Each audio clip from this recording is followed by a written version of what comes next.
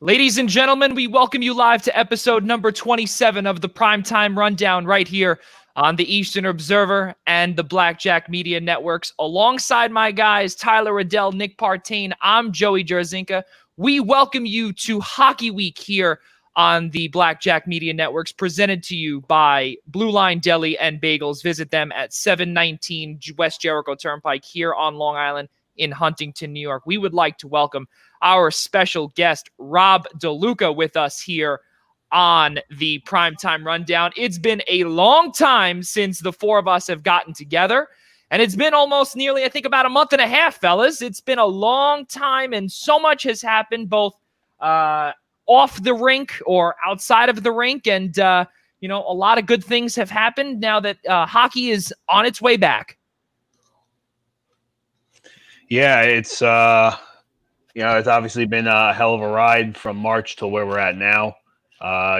You put hockey to the side. We have baseballs coming back. We're going to have the restart for the NBA.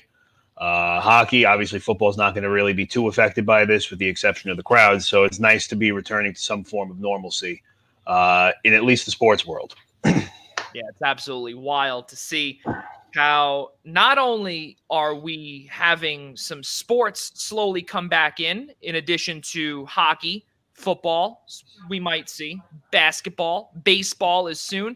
We do have a little bit of an announcement here. Baseball week will be next week, and it's going to feature all three of us. Don't know about Rob DeLuca yet, unless he wants to come on. He's more than welcome to. He's a Ranger fan. He's not welcome here. Yeah.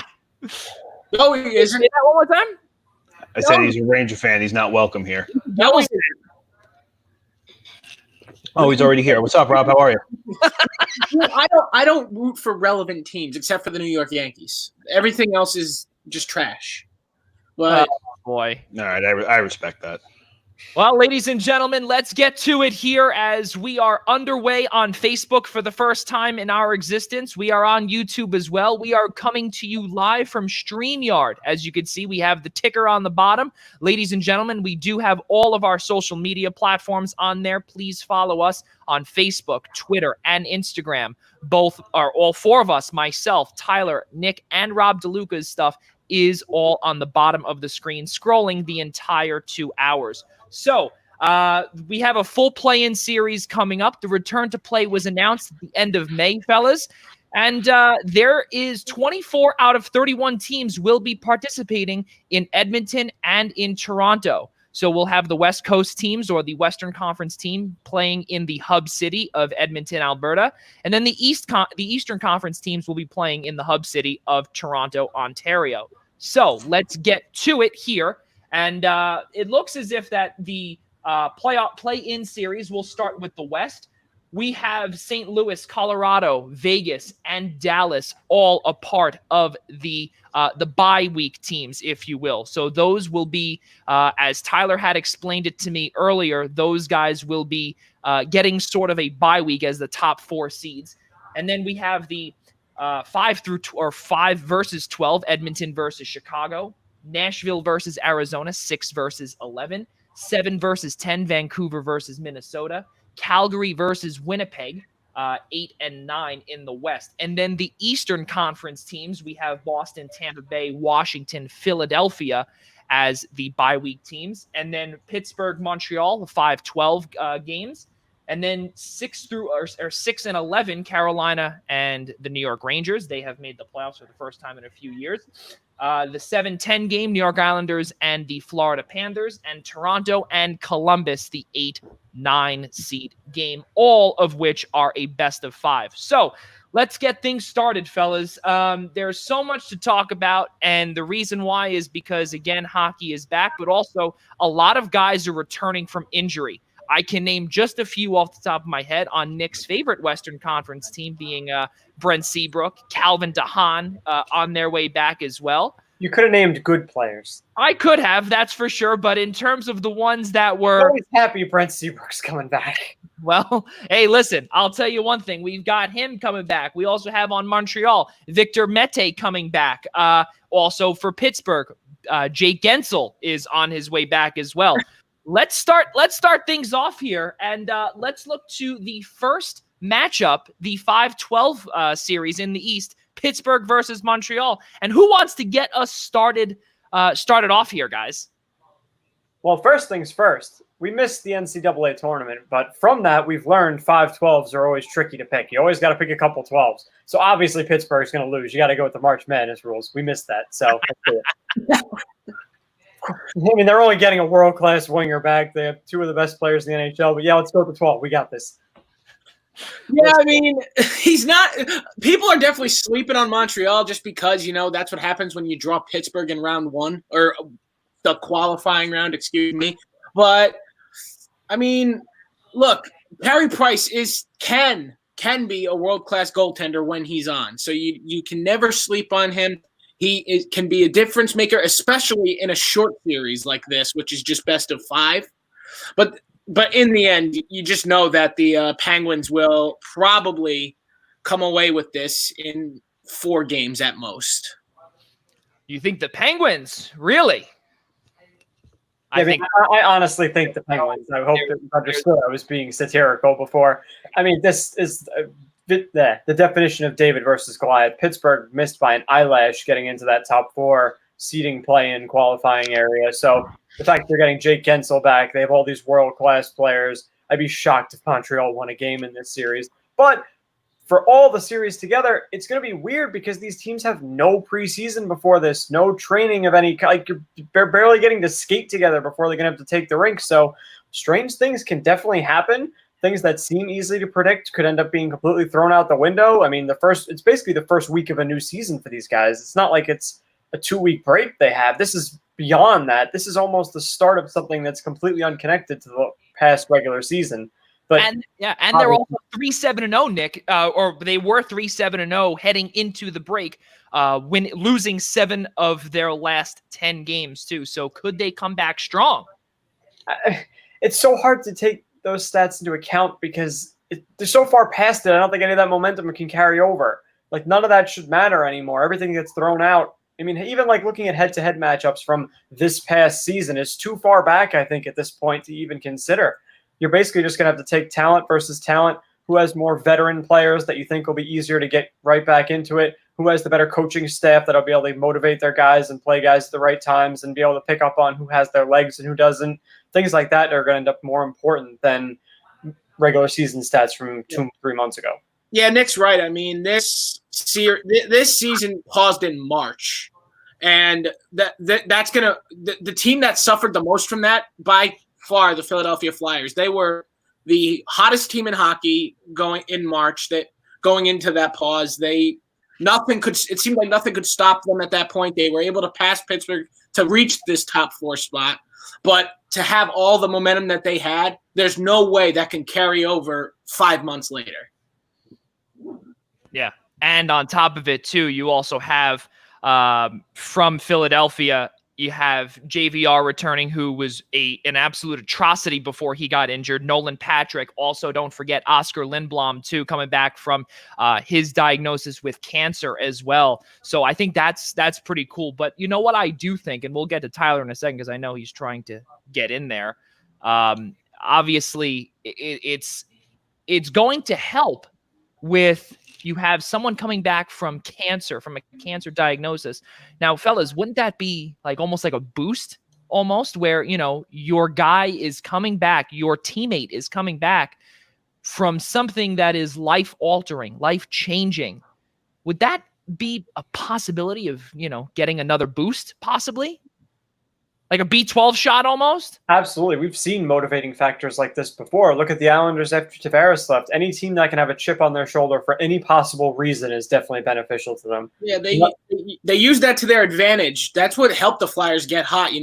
They've got this teammate going through such a rough time. They're playing for him, and it showed in the standings throughout right into the pause. So I would say it could be a very big boost. Tyler, you gonna contribute here?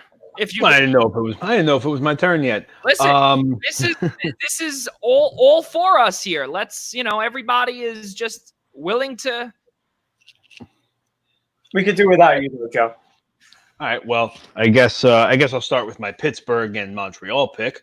I know we're about 10 minutes past that, but I'm going to do it anyway. I don't count anybody out regardless of seeding because if 3 out of the 4 people here remember last year, most people considered the Islanders season a fluke, that they were going to get bombed in the first round, ended up sweeping Pittsburgh and making them look ridiculous. So to me, seeding, regardless of whether you're a high seed or a low seed, especially when you haven't played in nearly 4 months, is stupid. They're seeded based off of where they left off. These teams could be brand new. I don't want to say brand new players, but they have time to really reflect on their play. I know a lot of guys were training personally by themselves, whether it was exercises at home or getting to the closest private rink they possibly could where they can just skate. Obviously, yes, Philadelphia definitely suffers the most through this. But you think about how many teams generally had so many players out, hurt, that are going to come back into this with a full roster. You take into example the Islanders. You had Johnny Boychuk, who almost had his eye ripped out of his head. Cal Clutterbuck, who's been cut, twice this season by skates already. Cizikas, who was cut by a skate. Pelech, who tore his Achilles. He wasn't even supposed to be back till they literally said a Game 7 of the Cup Finals. That was the first time he could play if he played again this season. And there's plenty of other teams out there that are going to have some of their key players back from injury. So it's hard to really dictate anything in this return by seeding. Yeah, I can see also too is that the biggest team that I think could benefit from this, and I don't want to go off topic, which is something that I've tried to learn from in our little hiatus here, but I think the team that could benefit most from this would be Vancouver. We'll get to that in a few minutes. But continuing on with our Montreal and Pittsburgh pick, you said it, Tyler, is that those numbers or none of it really shouldn't matter. And the only thing that I could tell you is that Montreal has no offensive power up front. And I think it's going to be a straight sweep. 3-0 Pittsburgh. Anyone want to tell me I'm an idiot? I don't think it's going to be a straight sweep. No, yeah, like I said, 4 games. 4 games. No, I'm going to go with the sweep. I think it's too lopsided talent-wise. I would probably be pretty comfortable taking Pittsburgh in 4. Yeah, you look at the offensive talent on Montreal, and you look at what Jonathan Drouin was supposed to be. He obviously wasn't that. Max Domi had a pretty good season following his trade from Arizona to Montreal. And then obviously Shea Weber cannot do it all. And there's a lot of offense missing from there. They had Ilya Kovalchuk at one point that they obviously traded him to Washington for, I believe, a single second-round pick. So I agree. It's completely lopsided, and we'll see what happens because anything really can happen. And everything, all of the notes, everything, all of the statistics really we could shred. It's a brand new season, and it's going to be a ton of fun to watch. How about the next matchup, fellas? Carolina and the New York Rangers. And I think that for those that are watching as well are more than welcome to leave us comments. And we'd love to see your comments, to hear your comments.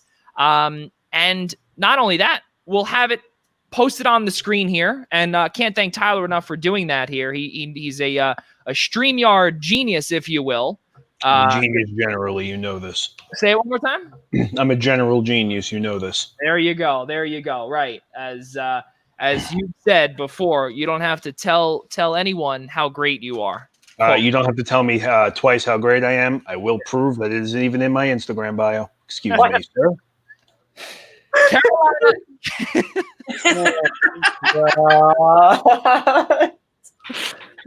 Carolina and the New York Rangers. There is a ton. And you know what? And actually, as we're going through this, we could see Tyler's polo there is absolutely fantastic. It is an Islanders polo, and it looks like a Hawaiian shirt almost. No, but it's just it was a giveaway, right? Yeah, it was a giveaway. I wanted that too. I was upset I couldn't Well, go you to that can't game. have it. I know. It looks gorgeous.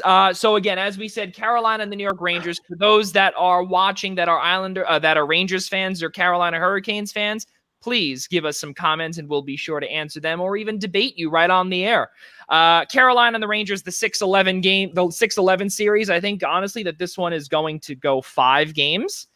And I also believe that the biggest X factor here, which a lot of people have, I don't think they've forgotten about, but now there is an overload in defensemen for Carolina because one of those defensemen was Brady Shea. You also had someone who was on the Devils, Rob DeLuca knows, Sami Vatanen. And there's a lot of names there. But the biggest name here that we forgot to mention to you was Dougie Hamilton, who was at one point a Norris Trophy possibility at the time before he broke his fibula on January 16th. So I've got 5 games. Carolina. Obviously, there's no home ice advantage in Toronto, but I think you can make many arguments that the Rangers could do it, but I think they'd have to lean too much on that offense. And there's just the goaltenders. Everything is just up in the air, and now you have a 3-headed monster. Let's hear some thoughts from you guys on this series. You know, so this is kind of like a disaster series. I mean, Joe, we were talking about this a couple weeks ago. So I know this is something we're going to get into a little bit later in the show regarding the draft lottery. But everybody knows that the number 1 overall pick is going to a play-in team that loses. Yep. The Rangers have a first-round pick this year. They have 2 first-round picks. One of those picks belonging to Carolina. The Rangers can win the Stanley Cup and walk out of here with the first overall pick. And it drives me insane. No. There was a lot of confusion on that. They cleared that up. The only way the New York Rangers can end up with the first overall pick is by losing this series to Carolina. That's the only way they can do it. It would defer. Their pick would get deferred, even if because Carolina is protected. So if it would get deferred. That, and I think they get like the worst of Toronto and Carolina's pick. Yeah, they get the worst one. So like if Carolina beats the Rangers, they would automatically not be able to get. There is a way the Rangers get deferred because it's very odd. Yeah, because Toronto's pick in all this mess is top 10 protected. So if Toronto finishes there, if they were to lose to Columbus, we'll get to that in a minute. But look, regardless, I don't care. I'm still mad.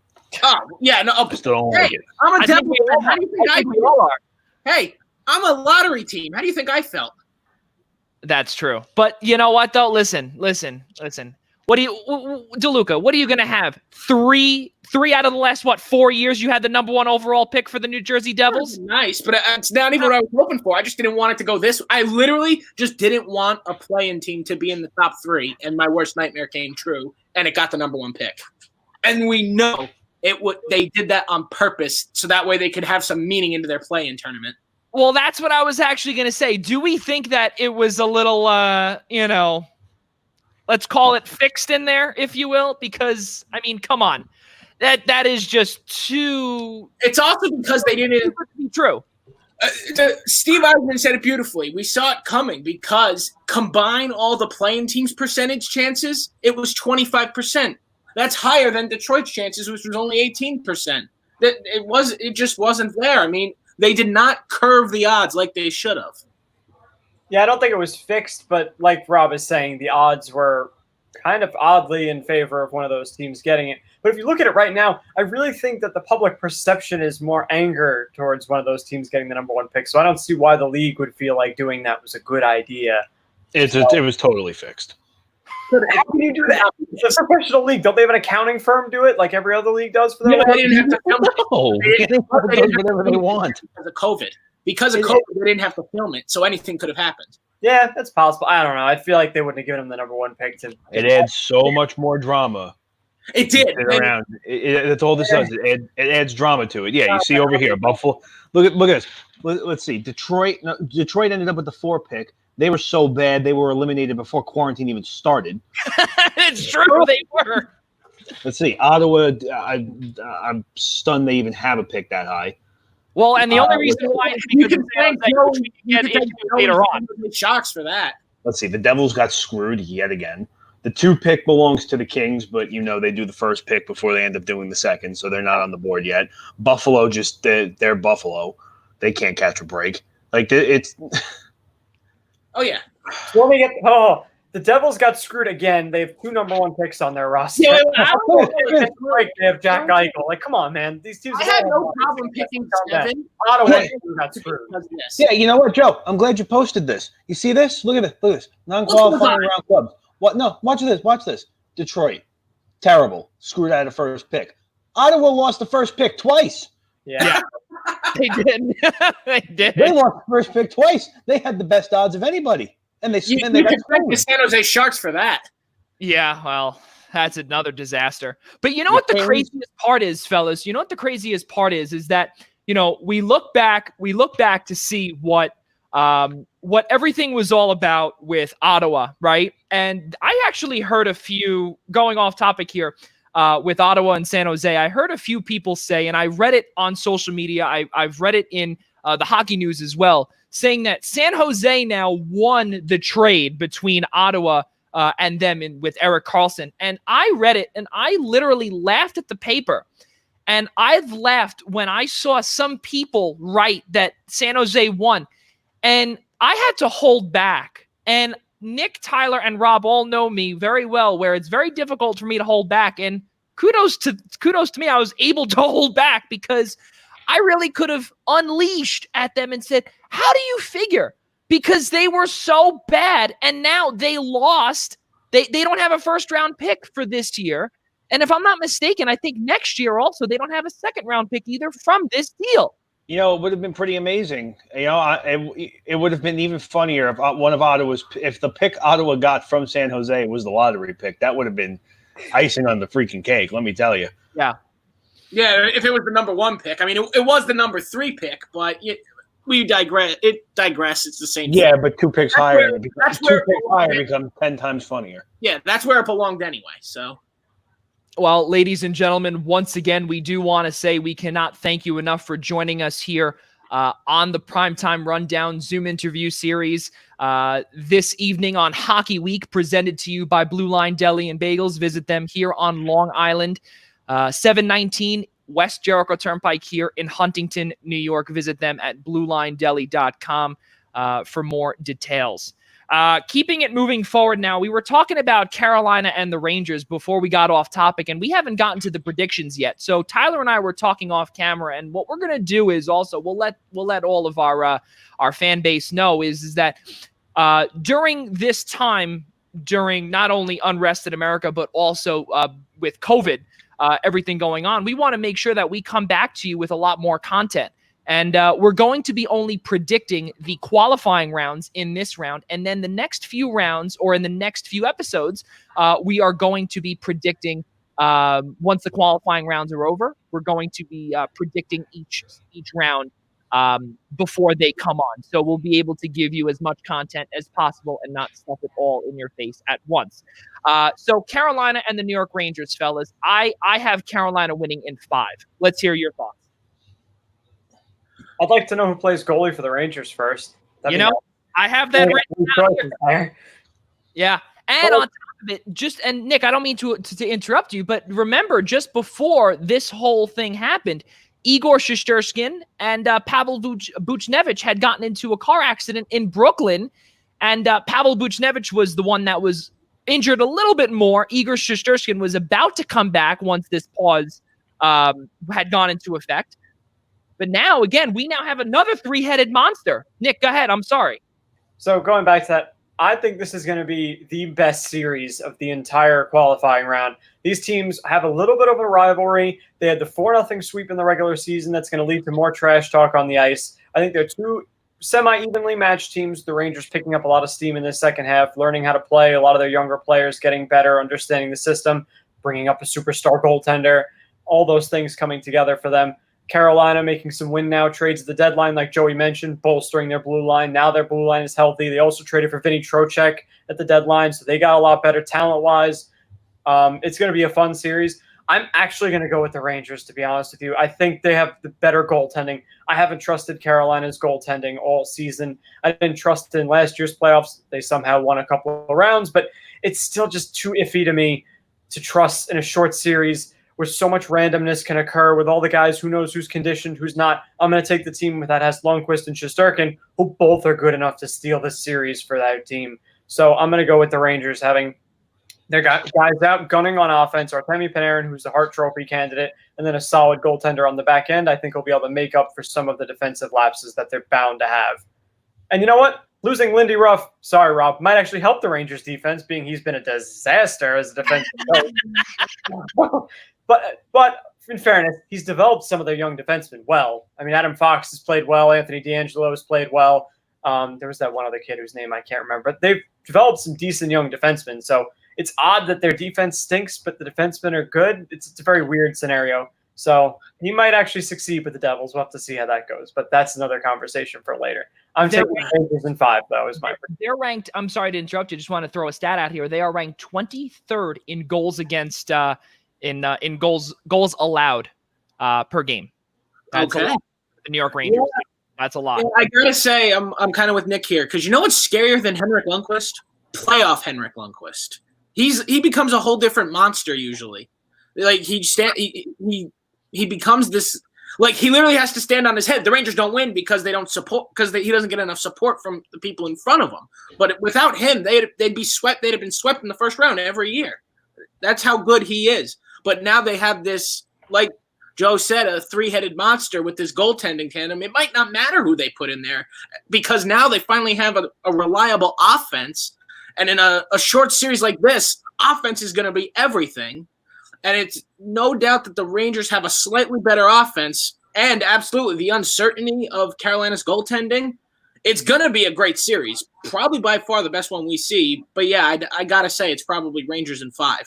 I want to throw this in here because this is a fantastic feature that we're able to do on StreamYard now. So for those Rangers fans that are watching this, and if you leave us, I do apologize, but at the same time, I really don't. Rob, are you talking about this playoff Henrik Lundqvist? That one? Oh, is that what you're talking about? That's my favorite playoff Henrik Lundqvist. But also, I mean, I'm going to be that guy. If you watch the whole play breakdown, that is the furthest thing from Henrik Lundqvist's fault. But, I mean, but that doesn't mean it doesn't make me happy. That brings me so much joy. You mean leaving a guy wide open 5 feet from the net in overtime of an Is it a bad idea? Am I saying that's a bad idea? Yes. Yeah. How good is that? You know what? I have to say this, and again, fellas, because this is the first time that our show is on StreamYard. Tyler knows everything that he's able to do with his Essential Wrestling podcast, which we'll get to later on in our closing credits. But this has got to be the coolest thing and the coolest features. And again, you know what? We have to thank Tyler for this, because if it wasn't for him, we'd still be on Zoom and getting only 1 view per show. So, Tyler, thank you very much for that and for boosting our coverage for our show. Oh boy! He's love it.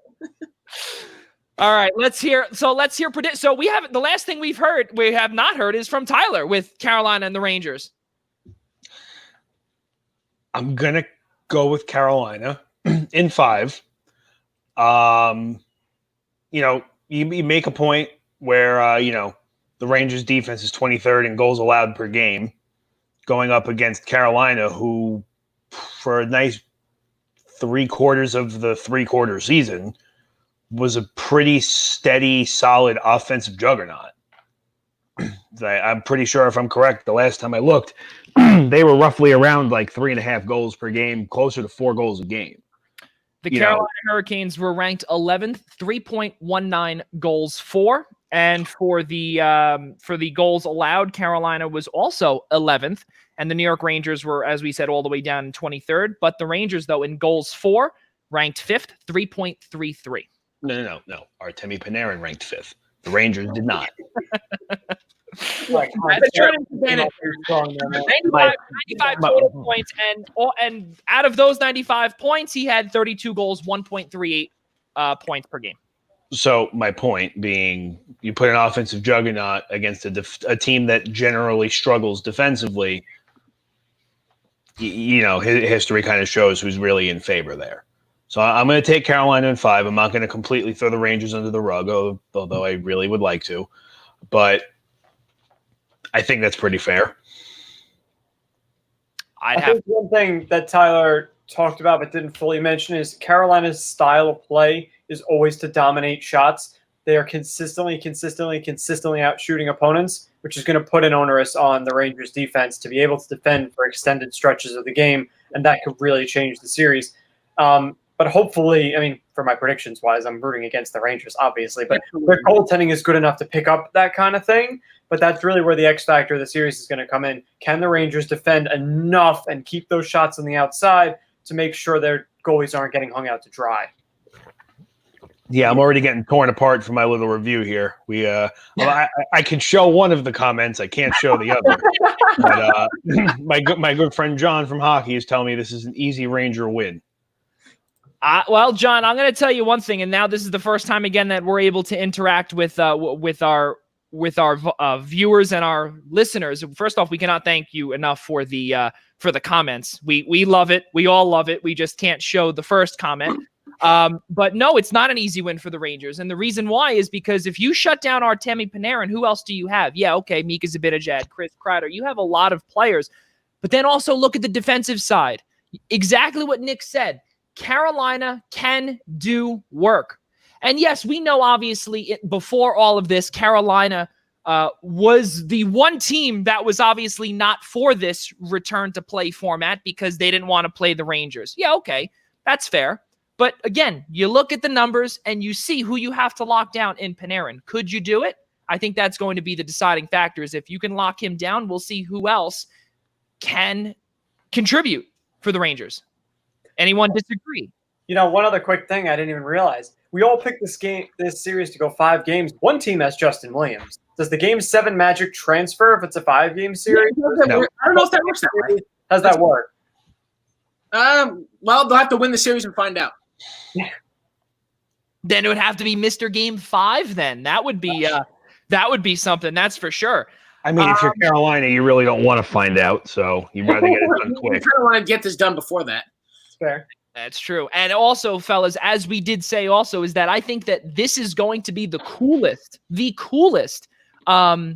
series. Not only with the Rangers, I'm talking about just this whole return to play format, because there is no home ice advantage for any 24 teams that are participating. So anything can happen.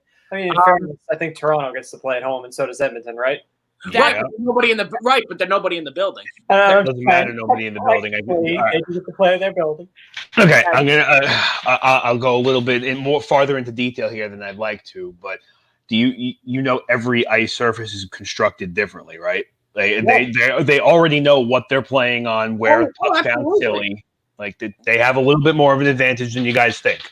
But yeah, look, I'll say this: I'm not a fan of the return to play format to begin with. I wasn't a fan of it to begin with, but how funny and worth it would it be if Columbus wins in 3? Like, would it not just be entirely worth it and funny to just see this whole thing happen, and it now in Toronto, no less, just to see them go down in 3 games to Columbus? Oh, of course, that'd be great. Well, do we want to head to that matchup, fellas, or do we want to save the best for last? What order have you been going in so far? You went from 5-12 to 6-11, so I guess it only makes sense to go to 7-10 next. Well, that is true, but actually on my list here, we do have Toronto and Columbus. So as we should keep on moving here, we are Columbus. So I'm going to tell you something here, and it's Toronto and Columbus, as we should keep it moving here.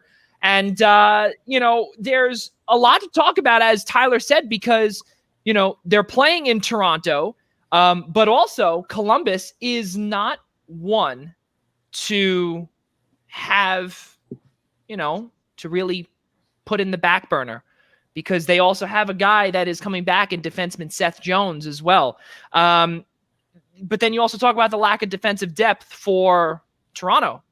How about Freddie Anderson? This is the first time where we might be able to see Jack Campbell as well. Fellas, anyone want to add your words in here? I mean, Columbus is another, this year's Columbus is last year's Islanders. They lost their stud or studs, multiple. And they had a good enough season to even get them this far. They were toying with the wild card for a little while. I'm pretty sure they were actually sitting in one of the wild card spots before the season paused. You know what I mean? Yeah, like technicality, they were in the spot. The Islanders had the points percentage. That's what went into the seeding. But yeah, technically, I think Columbus was in the eighth spot. Yeah. So, like I said, last year Islanders lose to Tavares. They have this sick run in the season, finishing the Metro 2. This year, Columbus loses Bobrovsky, Panarin. They lose Duchesne, who they knew they weren't keeping anyway. But they still lose 3 really solid players for that team, and they're making playoff pushes. You know what I mean? So it's how do you count them out, especially against a Toronto team that doesn't do well in the playoffs to begin with? Well, I will put this in here. So Ian Schreier, cannot thank you enough for tuning in and watching all of us. Ian Schreier is the assistant athletic director for sports communications over at Adelphi University. So let's put his comment in here in regards to Toronto and Columbus. So this is his Tavares, Austin, and Marner is better than only Cam Atkinson. Anyone want to chime in? Cam Atkinson's not even their best forward. Pierre-Luc Dubois has turned into a really, really good center. He is completely overshadowed. I believe he was the number 3 pick behind Matthews and Laine that year. Yes. So no attention whatsoever for being a number 3 overall pick. He's been excellent the last 2 seasons. He keeps getting more responsibility for this team. He was one of the big reasons that they stayed afloat this year, because he's taken on a lot of their offensive responsibility. He gets no limelight, no nothing. He's a really good ascending young player. And I think Cam Atkinson had a really bad season, so he's not even like one of their premier forwards. But Joey mentioned Seth Jones coming back from injury. I'm pretty sure Columbus was completely decimated injury-wise. They had goalies down, they had defensemen down, they had forwards down. They were really beaten up this season. Really, really bad luck. To get everyone back could make a huge difference for them.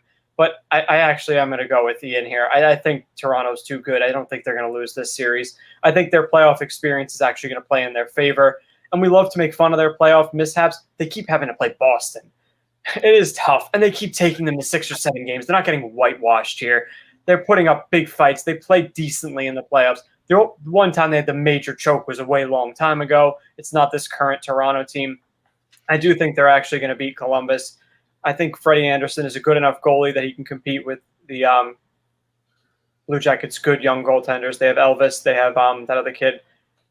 Also, don't forget Jonas Korpisalo as well, and also the name that we've continued to forget over and over again, because I had to actually look it up a few times.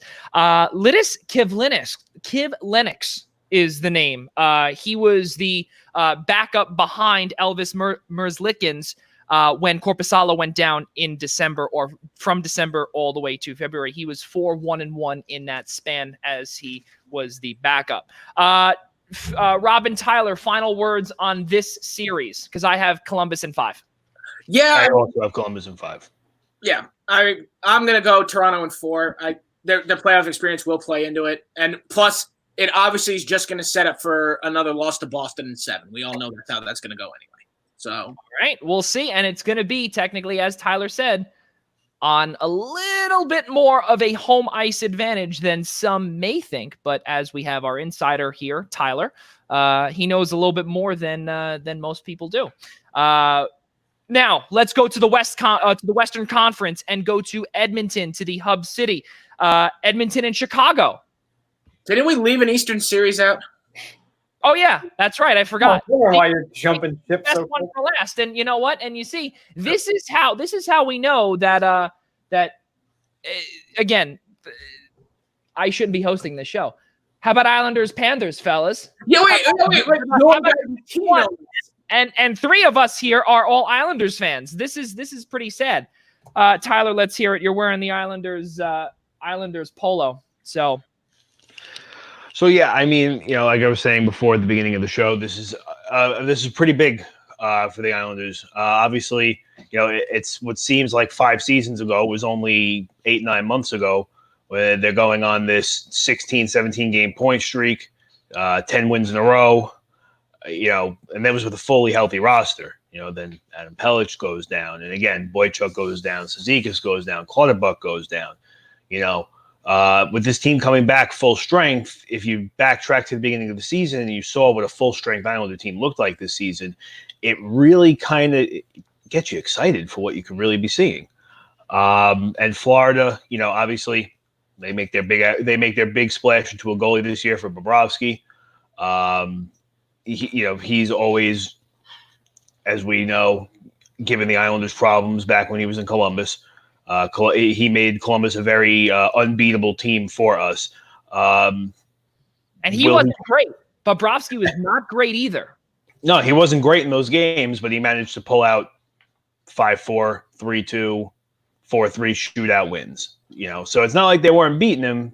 Columbus rather, was just beating the Islanders one more time on the score sheet. You know what I mean? With bias included, I'm going to take the Islanders in 4. That's pretty much what I got. 23-19-6 this year from Sergei Bobrovsky, a 90 or 900 save percentage in 50 games played with a 3.23 goals against average. Florida that's not good. Florida is also 6th in scoring and defensively in goals allowed per game. You ready for this? They are behind the New Jersey Devils in 29th overall. Ooh, that's bad. 29th overall in goals against. So I see, as again, cannot thank Ian Schreier enough. Let's pull up his comments here. It's a series that the New York Islanders should have if the team can find a consistent scoring effort. It felt as if the team, including Barzal, couldn't find the net before the shutdown. Well, it's very funny that Ian said that because we look here just following the 17-game point streak for the Islanders, and they went 19, 20, and 8 in 47 games. And in that span, they were 24th in scoring, and they were 28th on the power play. Let's hear it from the bottom two. All right. So Tyler said it's a homer pick to pick the Islanders. They're the higher seeded team. They were the team in a playoff spot. They were the team that bought at the deadline. Panthers sold. They had a very, very disappointing season by their standard. You hire Coach Joe Quenneville, who has 3 Stanley Cups. You're trying to win now.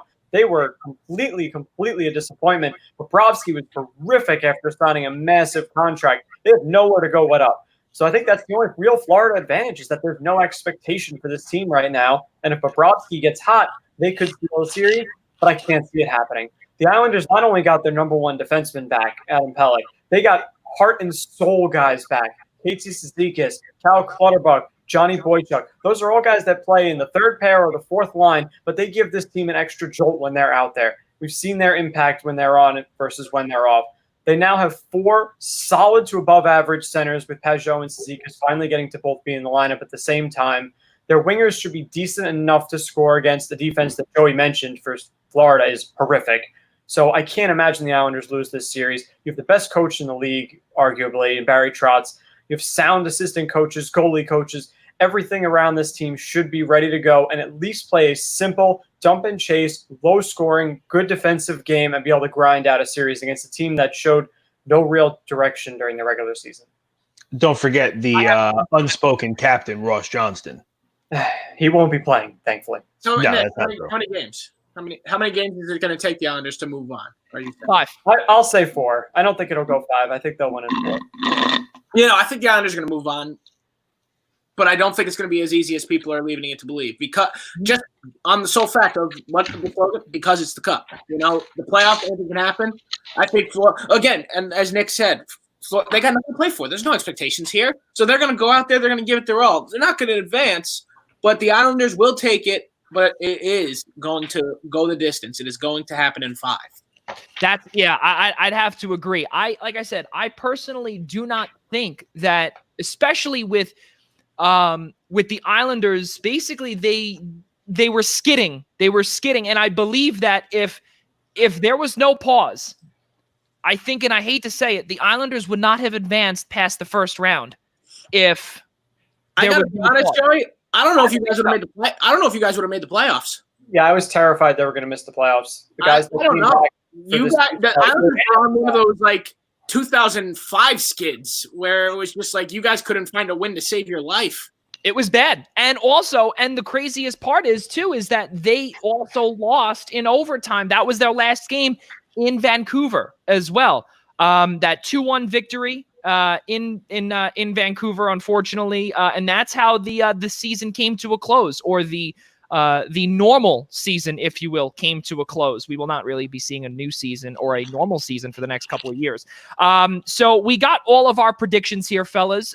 Let's get to the next one. Now we can head into the Western Conference, and we can head to the next hub city, being Edmonton. So the aforementioned Oilers, and also against Nick's Western Conference team, he will be seeing them in the playoffs for the first time in a few years, the Chicago Blackhawks.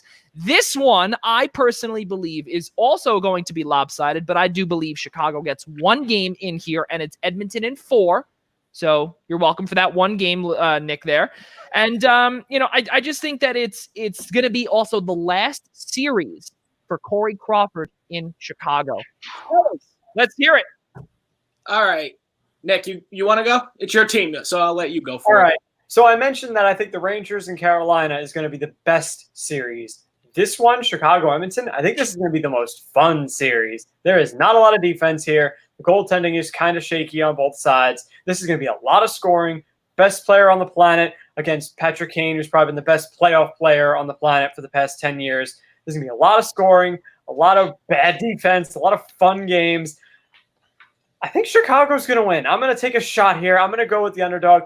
I just don't believe in Edmonton enough to pick them. After all this time has passed, it puts everyone on a kind of an even plane. Chicago has those superstars. They have those guys with playoff pedigree. Jonathan Taves being one of the best leaders in sports. Patrick Kane never fails to show up in a playoff. They're still mad about the 4-0 sweep they took at the hands of Nashville the last time they were in the playoffs. I think they're going to take this restart as a chance to go full gun. They kind of don't have anything to play for either because nobody expects them to do anything. They're going to get a shot here to go full gas offensively. Kirby Dach has been a decent player for them. He could end up blowing up after getting some more time to train and learn on the side while he was in quarantine. I'm taking a shot here. I think this is going to be a closer series than people think, being Chicago really wasn't that good during the season. They sold at the deadline. They traded Robin Lehner away, who if they had could have been a big factor in a series like this. But I think Corey Crawford's good enough, plus the superstars of Chicago, to actually end up giving them a win over a team that I think may have actually overachieved during the regular season. Well, thanks for taking my analysis there, Nick. Let me go first. But at the same time, he brought up Robin Lehner trade. That is something that could easily cost the Chicago Blackhawks, but it's not going to. This is still the roster that has 2 Stanley Cups, minus Marian Hossa. Other than that, this team has almost remotely not changed. But I will say that this series is going to be a lot of goal scoring. There's no question about that. And look, I've always thought Corey Crawford was overrated, but for some reason, you do have to say this. There's still 2 rings on his finger for a reason. So this is definitely going to be high scoring. It's going to get intense. It's going to get great, but it will be the Chicago Blackhawks in 5. It's going to be another distance series. But there's nothing. But Chicago knows what they're doing in the playoffs. Chicago absolutely knows what they're doing. Edmonton had one run in round. They were bounced by round 2 anyway, and I believe that was at the hands of the Anaheim Ducks, if I'm not mistaken, back in 2017. Yeah.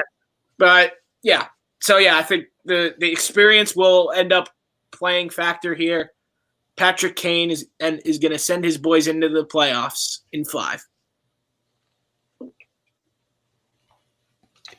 So one of the things, so I'll start with my pick. I am also taking Chicago in 5. There's too many people on that team that are extremely dangerous in clutch situations, one of them obviously being Patrick Kane, that it's ice water in his veins.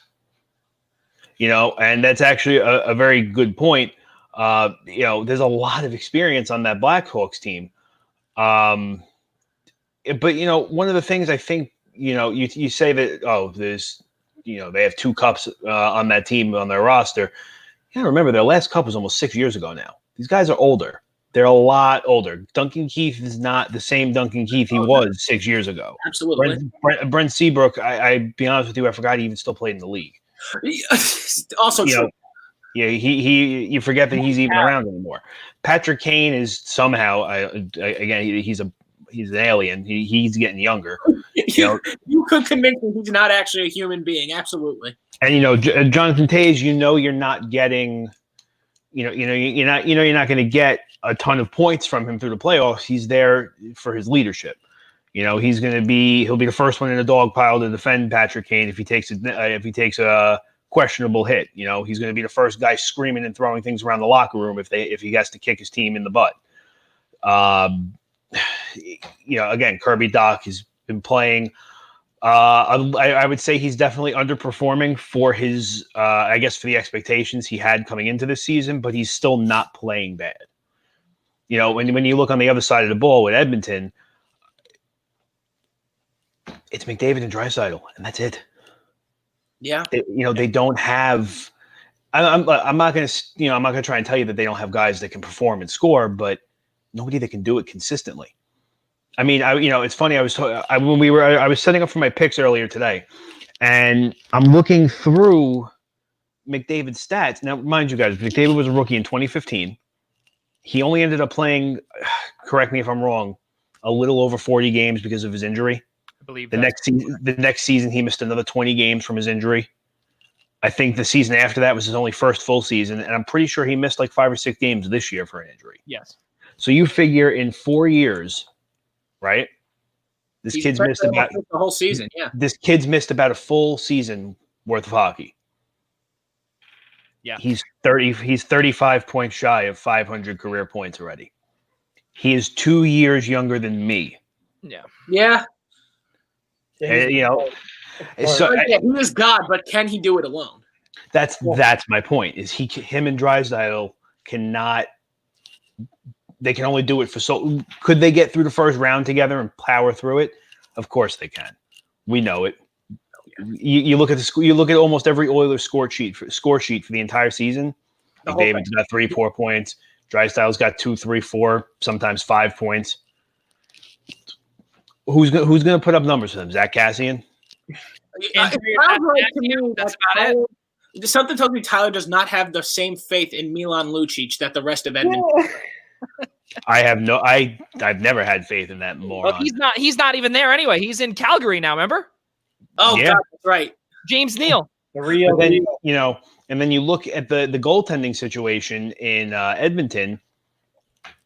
Koskinen, I know 3 of us are pretty familiar with him for the 4 games he played here. Yep. If it was even that many. Correct me if I'm wrong. I'm pretty sure Mike Smith is still their goalie. He's never been a playoff performer at all. He's never been a performer.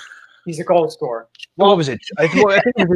That's the thing, though, is that so many expectations, Tyler, with Mike Smith going all the way back to his time in Arizona. Remember when he was signed in Calgary? There were so many expectations with him being the leader, the final piece to their puzzle. Right, and he could never do it. Continue your thought. I was actually going to get to that. Let's see. The problem is past the first you passed your first line center and your first line winger. There's nothing there. Right. They got to build depth from the bottom. And again, bringing in bias, but whenever we talk hockey, I'm going to do it. You look at the Islanders; they have role players. Mm-hmm. They have guys that aren't going to score 15 goals, 20 goals a season, unless you're Casey Cizikas and you just do it once and no one ever hears from you again. But they have guys that are playing into the system. The Edmonton doesn't have guys, and I don't want to say they don't have people that aren't committed to their system, but I just don't know if this system that Edmonton is running is for them.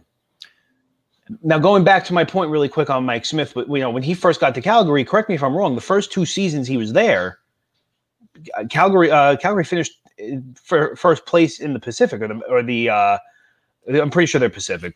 I'm very yes. And then it got bounced in the first round. Yes. Another perfect example, 2012, when he was still in Arizona. Arizona went into the playoffs that year as the 1 seed. Yep. Yeah. The 1 seed. LA stomped on his goalie helmet, spit on him, and then kicked him repeatedly. It was a conference final, and it was over in 5. He doesn't come up big when he's needed. It's just very hard to see where Edmonton is without when 2 of your 26 players are your team. Yeah. It's very hard to try and give them. How long do you give the series, Ty? I said I'm going to give it 5 solely because again, McDavid, you're down 2 goals with 5 minutes left in the third, and He'll get a hat trick. Yeah. So my two most favorite series that I'm looking forward to is this one here, Edmonton and Chicago, and also Toronto and Columbus, which we just had spoken about earlier. But I think that also exactly what Tyler said about Mike Smith, I think it's going to go 5, and I think it's going to go in favor of Chicago. Why? Because if Mike Smith falters, because if I'm not mistaken here, fellas, please correct me if I'm wrong, but Mike Smith was on a run towards the end of the regular season, if you will, before the pause. He was doing well. Him and Mikko Koskinen were doing good. I think that this whole season for the Edmonton Oilers is almost like a flash in the pan, okay? This is first year of Dave Tippett, brand new system. Things are working out. Andreas Athanasiou comes in from the Detroit Red Wings. What a shock. Former Detroit Red Wings GM Ken Holland is now in Edmonton. He brings over one of his guys, okay? Now you look at some of the numbers here. Edmonton, first in power play, number 1, 29.5%. And also, let's not forget, too, surprisingly, on defense, they're doing fantastic. They're doing phenomenal. They're ranked second in penalty kill. And I know that, again, we spoke about this earlier. Numbers mean nothing now because it's a brand new season. But a lot of these guys are still here, and numbers sometimes don't lie. Could they lie now? Yes, I do believe. But I think if we look back here, I think Chicago is going to show their experience. And I think that if we see Mike Smith do his norm, Edmonton is done, and Connor McDavid, for as good as he is, he will not be able to stand on his head and show all of the older guys what he and Leon Draisaitl are capable of.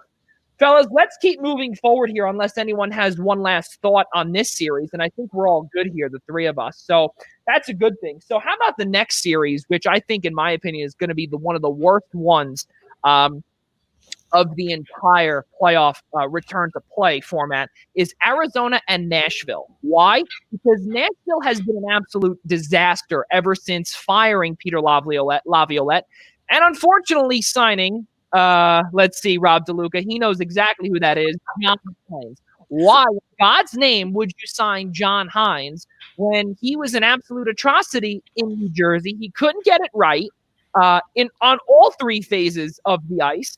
And then also Arizona, they haven't been great either ever since acquiring Taylor Hall. And Phil Kessel has 14 goals on the season. 14 goals. That's insane. Fellas, let's hear it. I mean, this is a comical series to me. This series is terrible. This is absolutely comical because I'm seeing Nashville, a once elite team, Stanley Cup finalist team, now being led by one of the worst coaches the league ever saw. And then I see a team like Arizona who looked like they were a sure thing for the playoffs. Then they acquired the superstar in Taylor Hall, and they turned themselves into a top 10 draft team. So I don't even know what to expect here. I think this Ian could not be more correct. I mean, I don't know if this series is going to be faster or long. I'm not even sure. But I guess just based on just because Nashville has more weapons, I guess they'll advance. But but you can't. Yeah, but you know what? Rob, I'm sorry to interrupt you for a second, but you can't overlook the weapons on Arizona too, because Arizona has a decent amount of weapons, and they also have Clayton Keller too, which by the way they just signed to an extension. Absolutely, right, but they don't know. They don't know how to use the weapons. That's why they're where they are now. So it's like, I guess it'll be Nashville, and then it'll probably be in. Probably 3. I'll just say that'll be I think this series is going to go fast. Rob's got it right, but you missed the biggest point. Of course Nashville's going to win. Taylor Hall has to get the number 1 pick. I didn't want to say it, all right? Obviously, he's going to lose and get the number 1 pick. I just wanted to ignore that, because then that means I don't get Arizona's pick, and I don't want that to happen. All right. But in fairness, though, I think Arizona's going to beat them pretty badly. I think it's going to be Arizona in 3. I think the factor we're missing really here is that Darcy Kemper is coming back for the Coyotes. He was one of the best goalies in the league all season before he got hurt. He can come back and steal this series. Phil Kessel shows up come playoff time. Taylor Hall is the most talented player on either side. He can't be held down for this long. I think Nick Schmaltz is underrated as their center they traded for from Chicago. He's the kind of guy that can facilitate. Joey mentioned Clayton Keller as an ascending young player. I think Arizona is actually the better team. They're moving in the right direction. John Hines, a brand new coach on a team with all this time off. There's too much dysfunction going on for Nashville right now. They have good players. They have the playoff experience, but I think the dysfunction is going to be too much. It's going to prevent them from really being able to get going here. I think Arizona is actually going to take this definitively because they're in a much better place. Wow. That's bold. Tyler, your thoughts here? Yeah, so I'm going to go Coyotes in 4 here. I don't want to say that Nashville is going to get completely beat up. I think that would be a little bit too unfair because, Nashville they do have some talent. They do have guys who can still get the job done. Can they do it on a consistent basis? No. But you also take a guy, as Nick was saying, you take a goaltender such as Darcy Kemper, who up until literally the day they shut down the season, guy was being talked about for the Vezina. From mid-December up until he was out, the guy couldn't be touched. And him not being around was a big reason Arizona started to dip a little bit. It was a big reason he fell out of the top 3 in the Pacific. Referring to Clayton Keller, Phil Kessel is one of those players. You see it all the time. All these guys, Popeye has spinach, Phil Kessel has hot dogs. You throw a hot dog in his gullet and he'll be fine. Taylor Hall, this is different for Taylor Hall. He's going into his contract. His contract negotiations literally a week after the Stanley Cup. So this is really gonna set the market for him more than I think people want to give it credit for. He wants to get himself one more nice contract to set him up till his late 30s.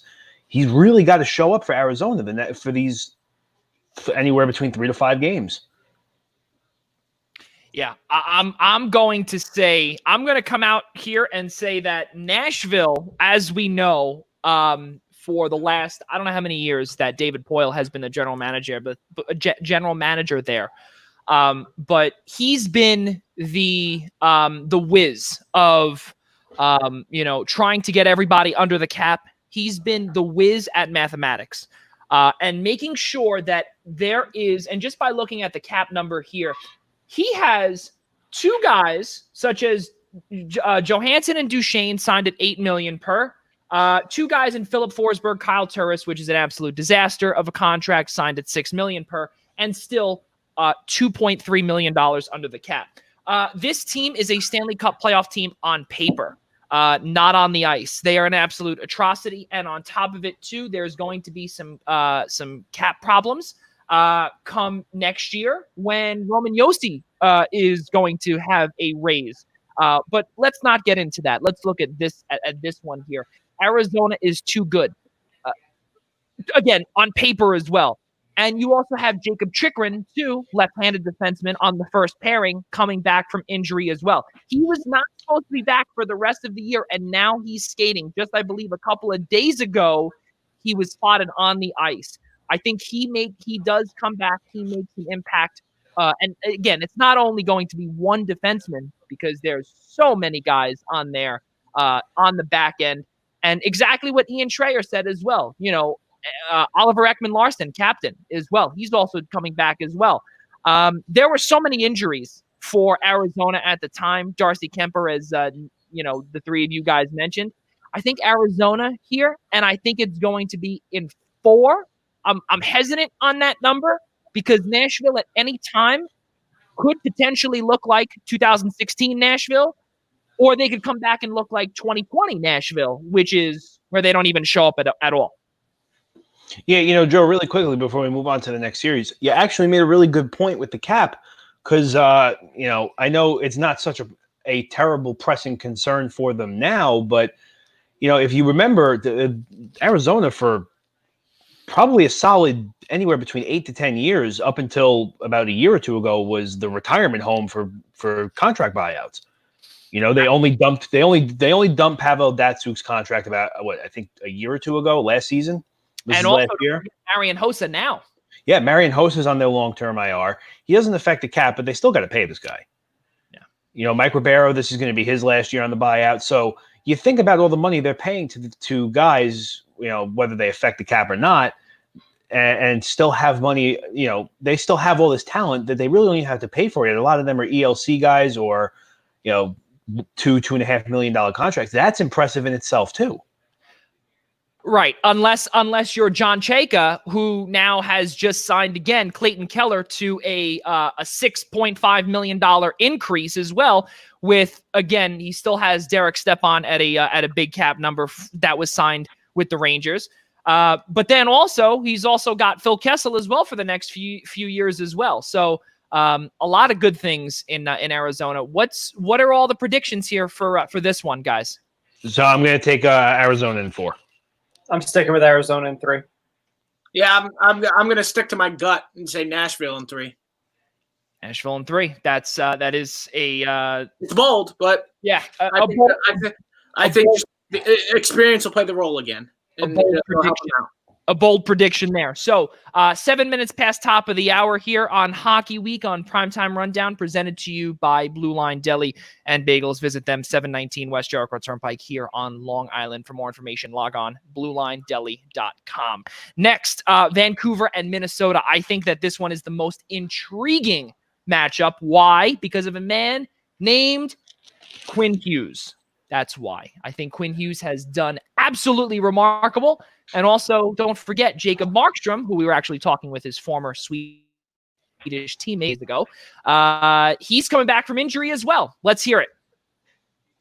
Yeah, I mean, this is definitely, at first glance, this does not seem like a matchup you'd ever want to watch.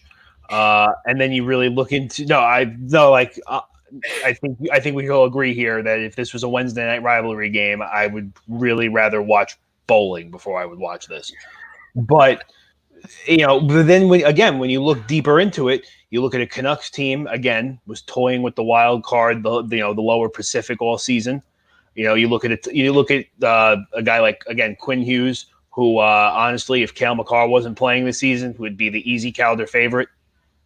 The goaltending has been, I would say, slightly above average for them all season.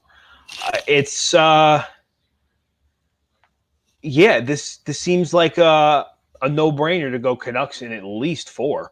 I know we're going to talk about it very briefly later, but a Minnesota team that's just getting ready to explode to begin with. You got players coming out publicly saying they're not happy. The money they have dumped in players. We'll get into it later. It's just that there's no way Minnesota wins this.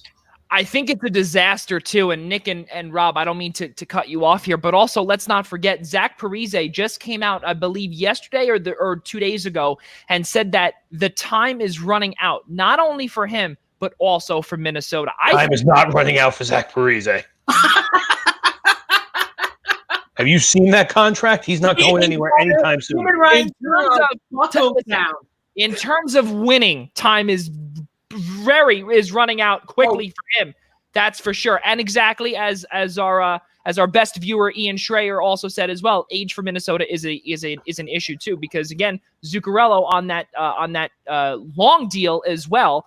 I think he's 32 years old as well, and you can't rely on him. So age is going to be a problem, and speed in the opposite direction in Vancouver is going to overpower Minnesota. Yeah, thank you for bringing that up. They just signed this guy to like a 6-year deal. He's 32 years old, making like $6.5 million a year. Are these guys out of their minds? Yes. I'm sorry, that's your former captain, Billy Guerin, as well. No, again, another good point. Parise was an islander at the deadline. Honestly, having 4 months to think about it, I'm really, really glad he's not. We would have traded. Lou canceled that trade. Always remember Lou canceled that trade before it went through. That's not true. So it's you don't want to believe that's true, but that's just what Lou Lamoriello does. Well, remember where I work, buddy. For Bello to be thrown into that deal. That's why Lou said no. No, remember where I work, people. I'm telling you that deal was not canceled. Yeah. I'm very glad Parise did not make his way here. Because he's bad at sports. No, in all seriousness, it's, when you look at a guy who's making 7.5 for 7 more years at 35 years old, honestly, at that point, you can't even really play age into it. I mean, you're getting paid that much money. I'm expecting at least a 60, 70-point player. To see that he's at, 25 goals and 21 assists with 41 points or 46 points at a minus 13. Gross. I mean, you're spot on here. And look, the Minnesota window is closed. I think it's already done. I think it's already gone. The Parise's window doesn't reopen until he gets traded to a legitimate contender. Absolutely. And Minnesota, his window is too. That applies to Ryan Suter as well. They're on matching contracts. It's a joke. I wrote this down too. 8 goals. I'd say that's pretty decent for a defenseman. That's okay. 40 assists. Okay. That's the kind of player he is. A minus 9 and a lot of penalties.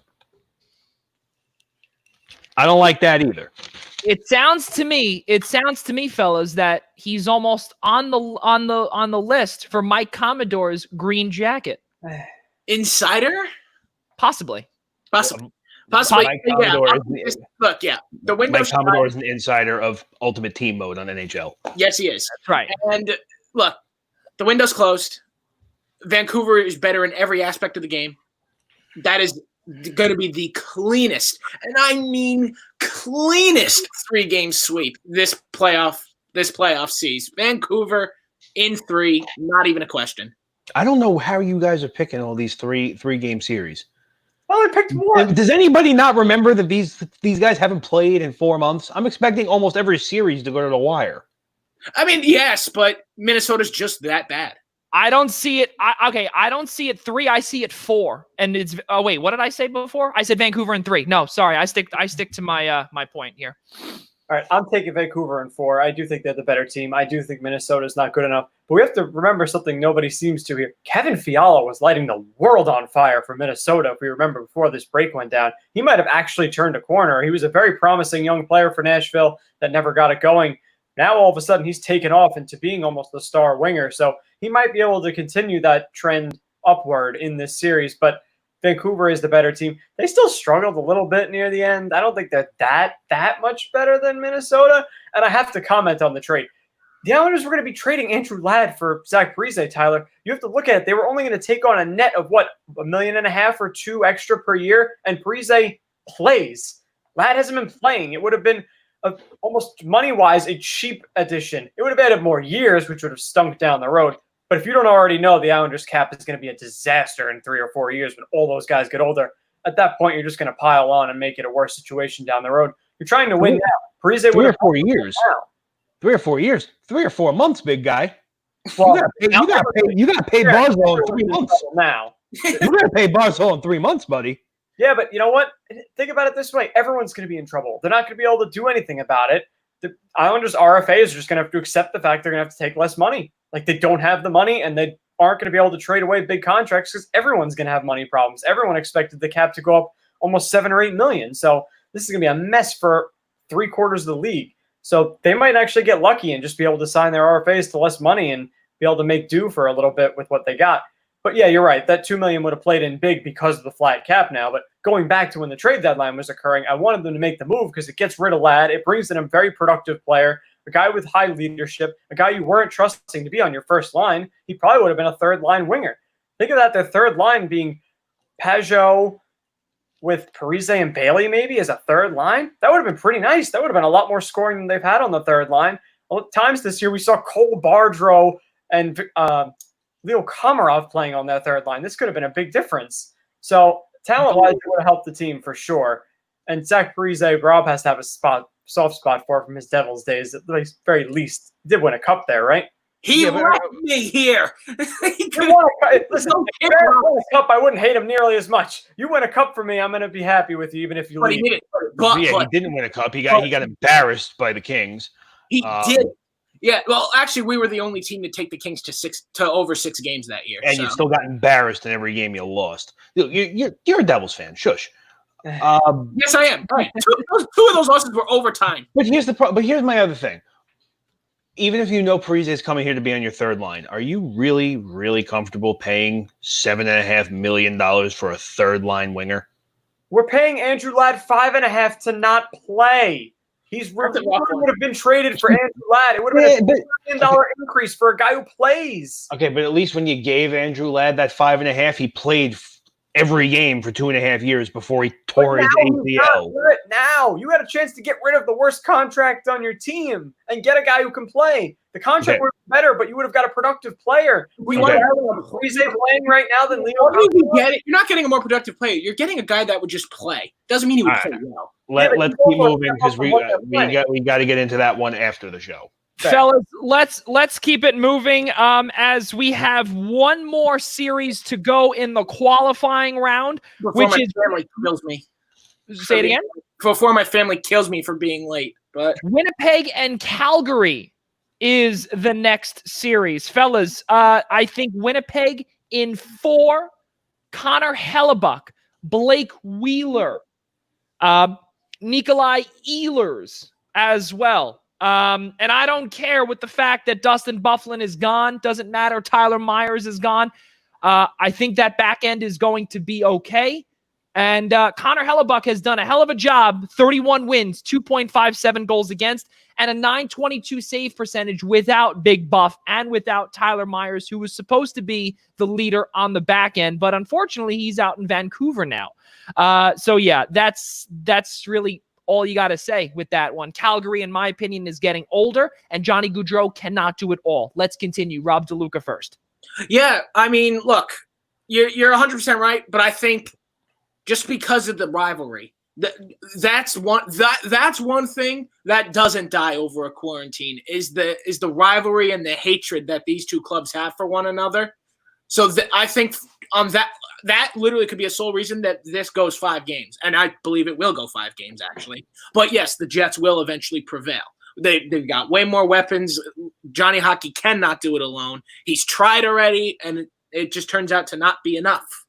So, and Connor Hellebuck, essentially a Vezina candidate almost every year for the past 3 years. He is going to stand tall like he has been. But yeah, it's going to be a gritty series because these two teams do not like each other. 5 games, Jets move on. Yeah, I think I'm going to take Jets in 5 also for that one. Nick, I'm sorry I cut you off. Go for it. You got it. It's just, again, one of your best defensemen is Mark Giordano, who's going to turn, I think, 75 next season. 74, but close enough. You know, and look, I'm not trying to say that the guy can't hang for his age, but when you go up against these, you know, you see it all the time. You go up against these really young teams, they're going to skate circles around you. Winnipeg is still a relatively young team. They're going to be pretty solid for a while as long as you know, Patrick Laine keeps staying away from the Fortnite. You know, I would have liked to say that this might be Calgary's last push to go over Winnipeg, and if they can't get it done now, they're probably going to want to blow that roster up and start over again. But I agree with you, Tyler, and I got to be honest, I don't think that includes, and as the comment gets pulled up here, I don't believe it includes Johnny Gaudreau. If they don't win, I don't believe the future includes him. If they can't, I'm gonna say no one's gonna get traded right away. Oh no, nothing's after the season. But, well, because you got to also remember, nobody. I find it very hard to believe that most people are taking this restart very seriously. They did what they did with the draft lottery because of that. Yeah, and like I said, I'm not saying. Look, I'm sure there's people out there taking it seriously. They want to seize the moment to try and get the job done. But you're going to have right now. If there's a Game 7 in the Cup Finals, the last day is October 2nd. 7 days later, you have your free agency. This might be one of the busiest free agencies we've ever seen. Well, it's going to be the most rapid because I heard they want to start the next season like December 1st or something. So right now the schedule it works out where even if the Stanley Cup Finals don't go to 7, it goes 4, whatever it is, whatever that date is. So if it's September 25th, 7 days from the time the cup is lifted is free agency. Yeah. So then you have your free agency period. You have a 2-week break from free agency to the start of training camp. Yep. And you have to throw a draft in there somewhere. Your draft is... I believe they said October 26th, I want to say. The draft is actually... Yeah, the draft is going to be after free agency this year. Yeah, 26th. So I'm sorry. So you're going to have the Cup Finals, you're going to have free agency, you're going to go right to the draft, and then a week after that is when you're going to have your training camp starting. Or...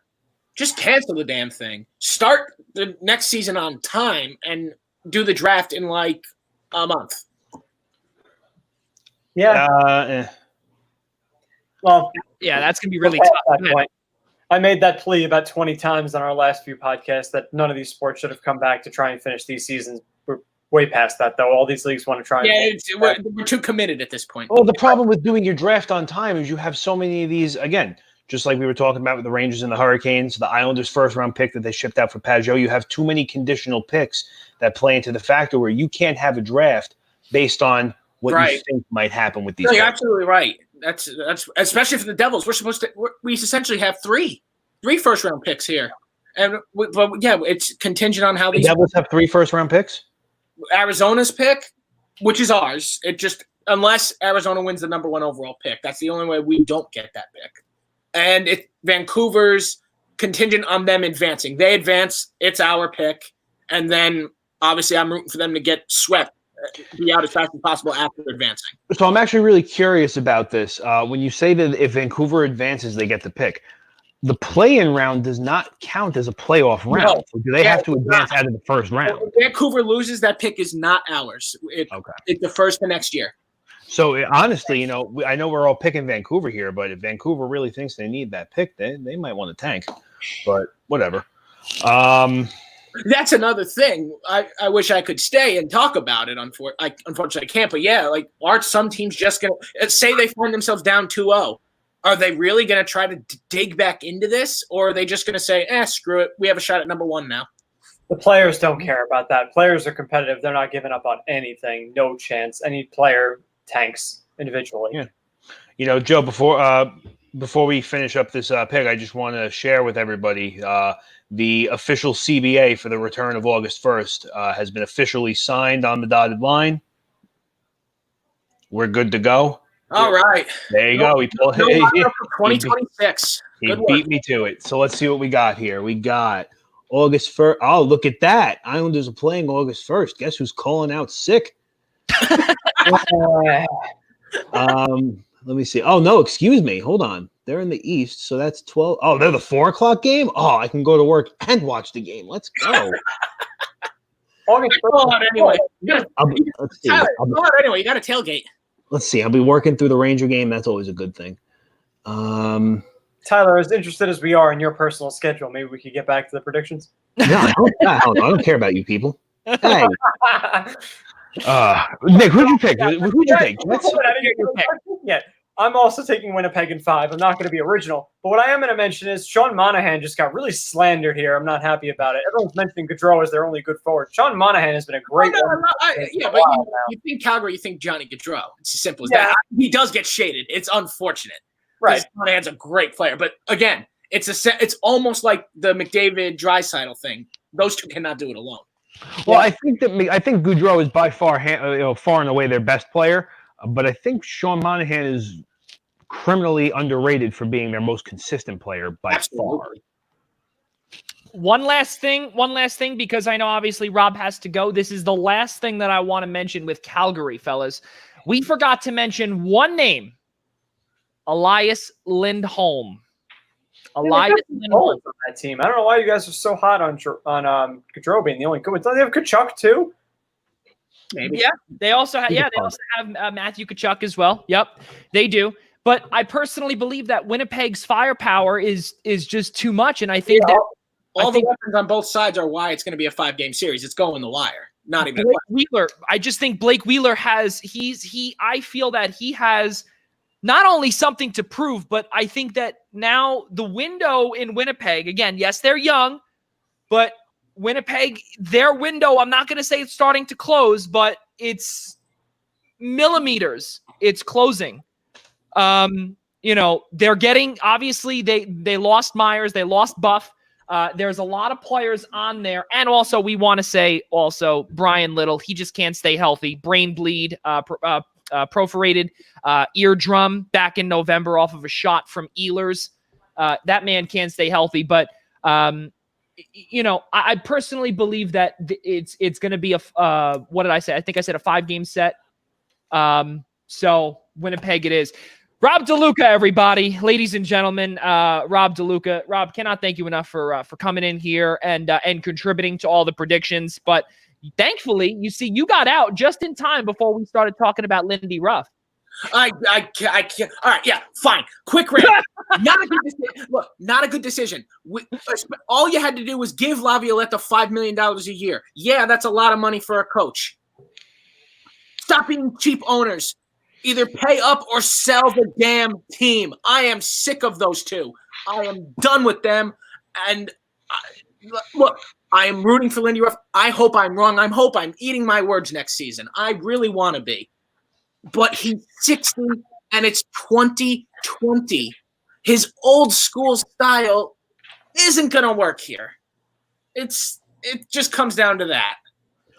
Rob, before you go, I couldn't help but notice you seem very upset. You should have seen me on Wednesday when it happened. Let's add some fuel to the fire here. Yeah, we got 3 minutes to play with him. Why not? Oh, my goodness. Rob DeLuca, everybody. Rob, thank you very much for being on here, and we really do appreciate it. And we'll obviously have you back when, in due time to talk about more hockey and all sports moving forward. Gentlemen, always the damn Snickers with your dinner tonight.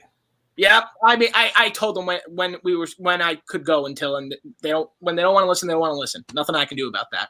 That's fine. Just make sure you read the Snickers. Absolutely. Pleasure, and I will see you after the qualifying rounds. All right, DeLuca. Yep. All right. There we go. So that was Rob DeLuca, ladies and gentlemen. Oh, boy. We got the wrong one up here. Hang on. Hang on. Here we go. We got for it. Hey, there we go. You see that? Now, does this work here? Oh, it does. You see? That's pretty cool. So we got good stuff here. Now it's obviously the three main fellas here.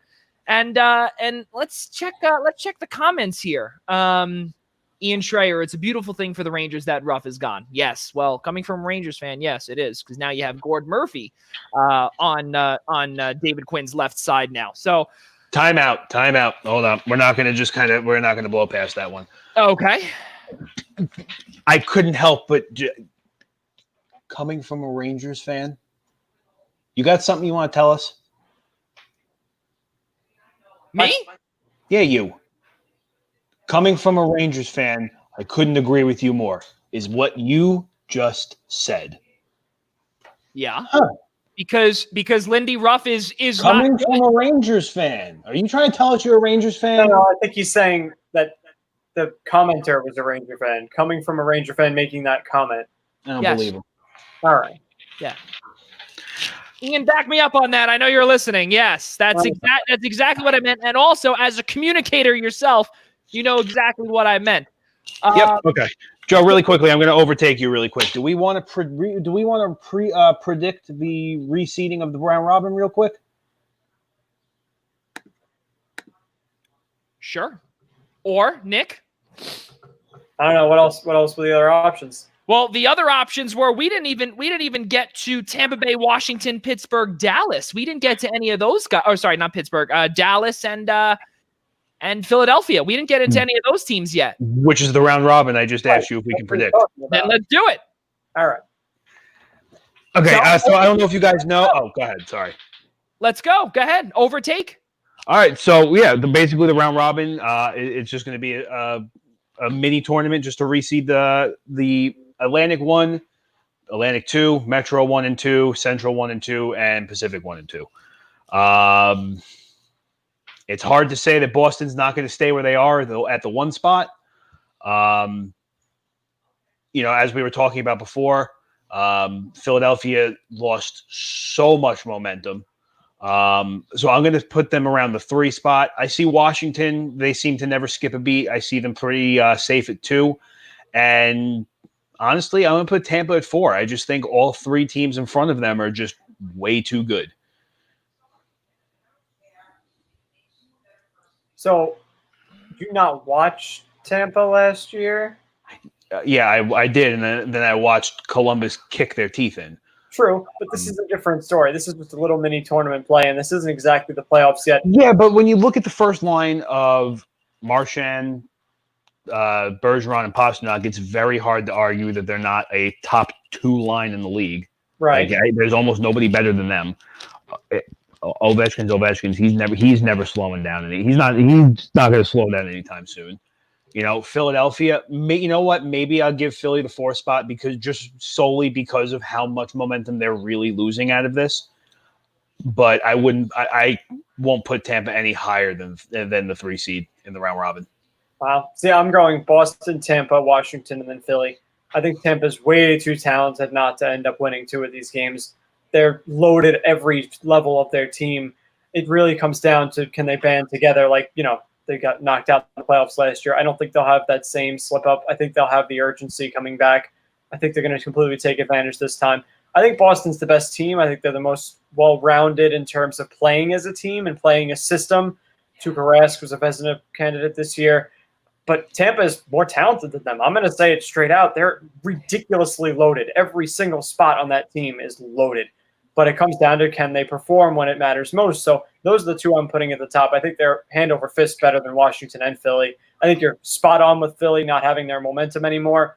When you look at these 4 teams, they're clearly the least talented. So I don't think they're going to be able to compensate against 3 really good teams. I think they'll end up at the 4 spot. And Washington, we know what they are. We've seen them for years now. They're a good team, but I don't think they're as talented as the 2 ahead of them. And that's basically how I'm ranking it right now. Washington didn't have that great of a regular season. It was good, but this isn't like one of those peak Capitals teams that you're very, very afraid of. The 2 Atlantic teams are better. No, yeah, I could definitely agree with you on there. And Joe, I think your friend Ian over here got that Venmo request you sent him to tell me you were a Ranger fan. So we got that. Yeah. I mean, I get what you're saying, but it's just I have a really interesting gut feeling about it. I don't know if it's just seeing how things have played out in the past. I don't know if it's the Burger King I had for lunch, but it's a really weird gut feeling. Looking at the West side of things, it's really all over the place. Any one of these teams can really be the 1 seed. I think the safe bet, obviously, for me, would be Colorado. Correct me if I'm wrong, dispute me, fight me, kill me. I don't really care what you do. I think I would probably go Vegas 2 here. I would go St. Louis 3, and I'd put Dallas 4. Yeah. You don't have to agree with me. I don't expect you to agree with me. but you're going to agree with me. You know what? Dallas before this was done too. And I know Tyler has said, we've brought this up numerous times before where it's difficult to go off what happened in the beginning. But, now in this day and age of going over analytics and going over whatever the case may be, I personally believe that Dallas is going to come out on top in terms of, I'm not going to say they're the one. I think personally Vegas is going to come out number one. I can see that happening for sure, but I also do not want to put to rest how Philadelphia was, and I do believe that they are going to come out extremely rusty, as every team, but by the way Philadelphia ended, they were 9-1-0 in their last 10 before the pause. I think they're going to come out rusty. If they have JVR come back, I don't want to say that it's going to mess around with their chemistry, but I think that it definitely will play a little bit of an impact because you're not going to keep JVR out, James Van Riemsdyk out of the lineup if he's healthy.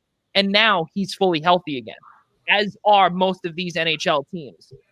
I think that we're going to see some skidding with Washington. Who's the other? Boston. So you can have Boston, Tampa, Washington, and Philadelphia. Boston, Tampa. Yeah. So my number one is a no-brainer in Boston. I personally believe, and this is going to be my upset or my bold prediction, Philadelphia 2, Washington 3, and Tampa Bay 4. I thought I was crazy. My God. Yeah. Listen, you need some debate here, and I truly believe that is going to be the case as well. They again stumbled as well, 3-6-1 in their last 10 prior to the stoppage. Well, like I was just saying before, it's really hard to come up with a definitive top four for a definitive seeding for each side of the league. Oh yes, because all 8 of these teams, well, 4 and 4 rather, are all extremely capable of getting to that 1 seed. Obviously, you see how Boston played in the second half of 2018-19 and all of 2019-20. And they're slowly but surely turning into an absolute powerhouse. Yeah. Honestly, my personal opinion here, if we don't have a pandemic and we play the season straight through, I think we're calling the Bruins the champions this year. I think it's very hard to dispute that. But yes, outside, again, shifting focus back to the Western Conference a little bit, it's any one of those teams can easily grab that 1 seed. The only team that I would be like surprised but not surprised would be Dallas. Dallas is another team, fellas, that's getting older. And they are getting older rapidly. Yeah. You have to realize also Joe Pavelski, as much as I love him, as much as he's number 2 in terms of Captain America on the USA Olympic teams, he is aging fairly quickly. He's making $7 million for the next, I think, 3 years, and he's 35 years old. Dallas, and also on top of it too, Alexander Radulov. Yeah, he's been good, but if I'm not mistaken, fellas, last year Radulov was an absolute atrocity. So there is going to be, in my opinion, a lot of rust out of Dallas, and I think that they are the undisputed number 4 in the West Conference reseed. I thought Tyler hit the nail on the head when he said it's hard to predict these. These are even harder than the 5-game mini play-in series because this is a 1 game each against each team, round robin. You're getting 3 games to seed. That could be the ultimate in random. The Bruins could very easily lose all 3 games just out of pure nonsense and end up being the 4th one. So we're really kind of more ranking these on who we think is the most talented more than who we really think will win the round robin because it's so hard to predict how that's going to actually go. I never got to go for my West one. I'm putting the Blues at the top. And then getting Tarasenko back is enormous. He's probably their best forward, most talented goal scorer. On top of the fact they're already a great defensive team, Jordan Binnington might be the best goalie in the Western Conference, period. He's outstanding. We've seen him perform in the playoffs before. Coaching-wise, they were able to get their coach signed, Greg Berube, after winning the Stanley Cup. He's in charge. He's obviously one of the better ones out there. He had the best turnaround we've ever seen midseason from a team. And then after that, I'm going to go with Colorado 2, Vegas 3. Vegas switching coaches mid-year still is weird to me. They didn't play all that great even after they made the switch. They were kind of hoping to jolt things that never really did. It's hard to bet against Fleury, though, because he's another goalie that could take off and steal things for them, or even Robin Lehner if they decided to go that route. They have 2 excellent goaltenders and a very talented team. They just weren't putting it together. So that's why I'll put Colorado ahead of them, because they had things more together correctly as the season was going. And then I also have Dallas 4th. I just think quite frankly, they're the worst of that bunch. But they have Ben Bishop in goal. We've seen them play a very staunch defensive game. So they're the kind of team that could surprise by being structurally sound, defensively focused, and aggravate teams by really, really, really locking down defensively instead of trying to be more free-flowing like a lot of these teams like Colorado. Could be much more offensive out there. And if they can't put passes together against the Dallas team, it can end up frustrating them and costing them. Nick, don't forget as well, they also have Anton Khudobin, who actually has been playing unbelievable as well behind Ben Bishop when he's, obviously oft injured. Also with Colorado, Mikko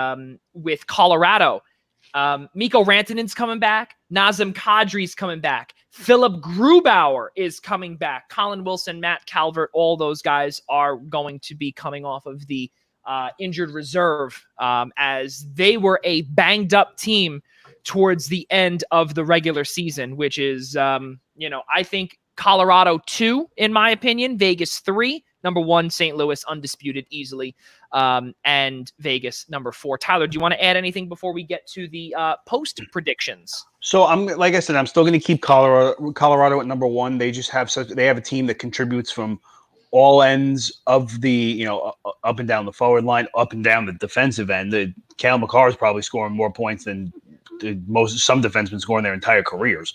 Yep. Obviously an exaggeration, but you know where I'm going with that. The goaltending situation there is obviously a little bit of, Inexperienced is a good word. They're goalies, Grubauer, obviously, he's probably got another, I would say, year or so of, I guess, excuses before it gets to a point where, like, if you're not getting good now, you're going to be a career backup.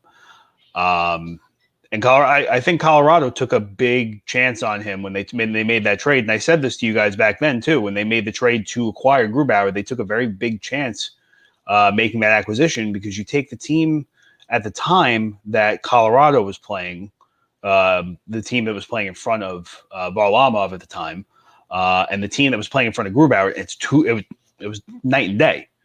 Grubauer had so much more in front of him to work with between, John Carlson, guys like Tom Wilson, who's, whatever, but he's still probably as good of a two-way forward as it gets. And I think really quickly, one of the things that I think I just want kind of more an opinion from you guys, and I'll explain why.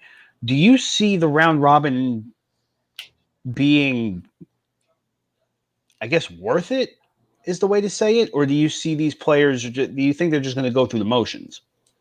I think I see what you're saying. I don't think they're going to be in there dogfighting to get a higher seed. I think their teams are going to understand how random everything is going to be and that seeding isn't that important.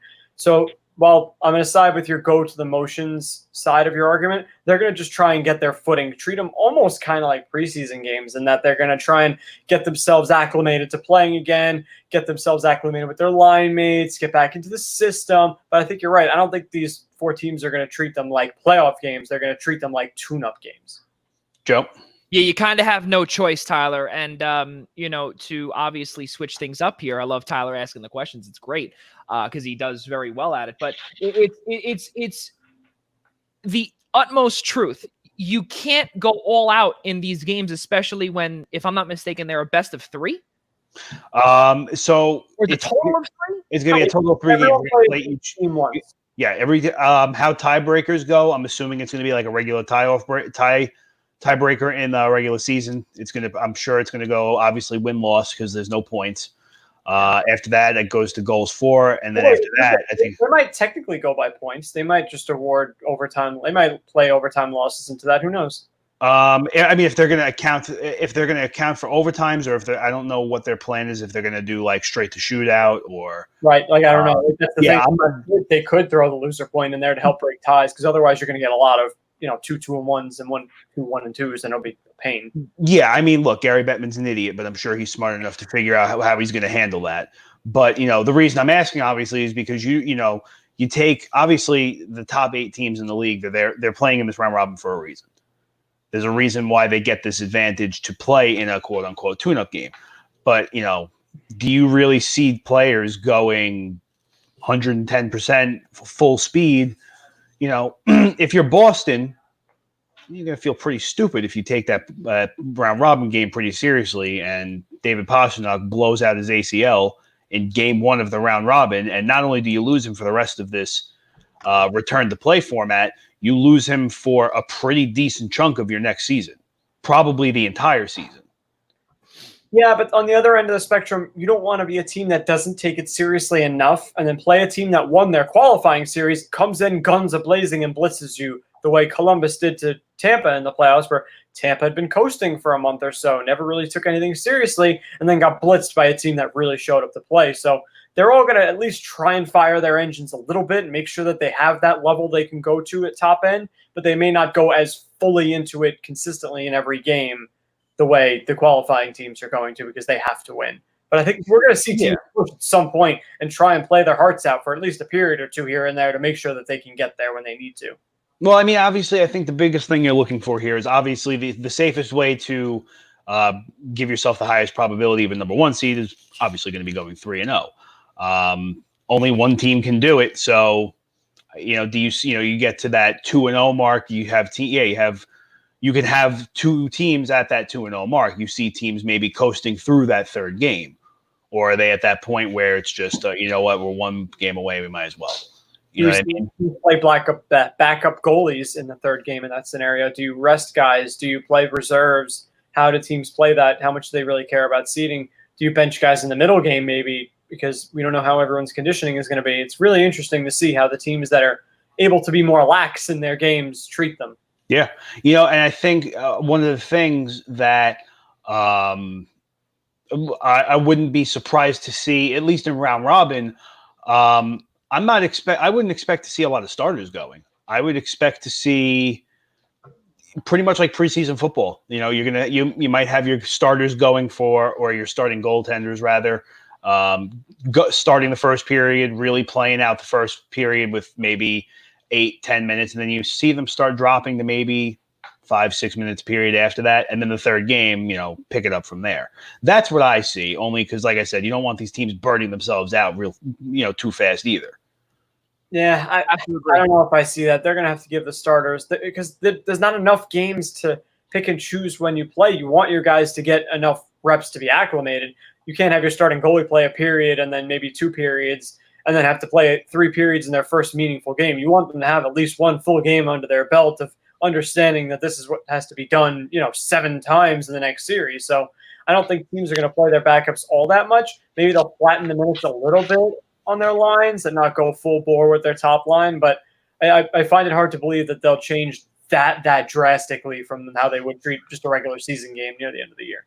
Yeah, I mean, go ahead, Joe. I'm sorry. No, Tyler, please. Well, no, I was going to say, you take a look at the schedule really quick. I mean, teams, no one's really getting overloaded. Some teams are actually getting some pretty nice gifts here.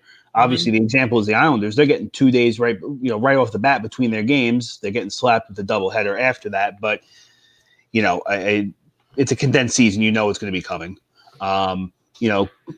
There's no teams on here that are really getting beat up. It seems as if everybody was booked for at least a doubleheader. And look, again, look at the qualifying round, the round robins. They're being treated like kings over here. Yeah.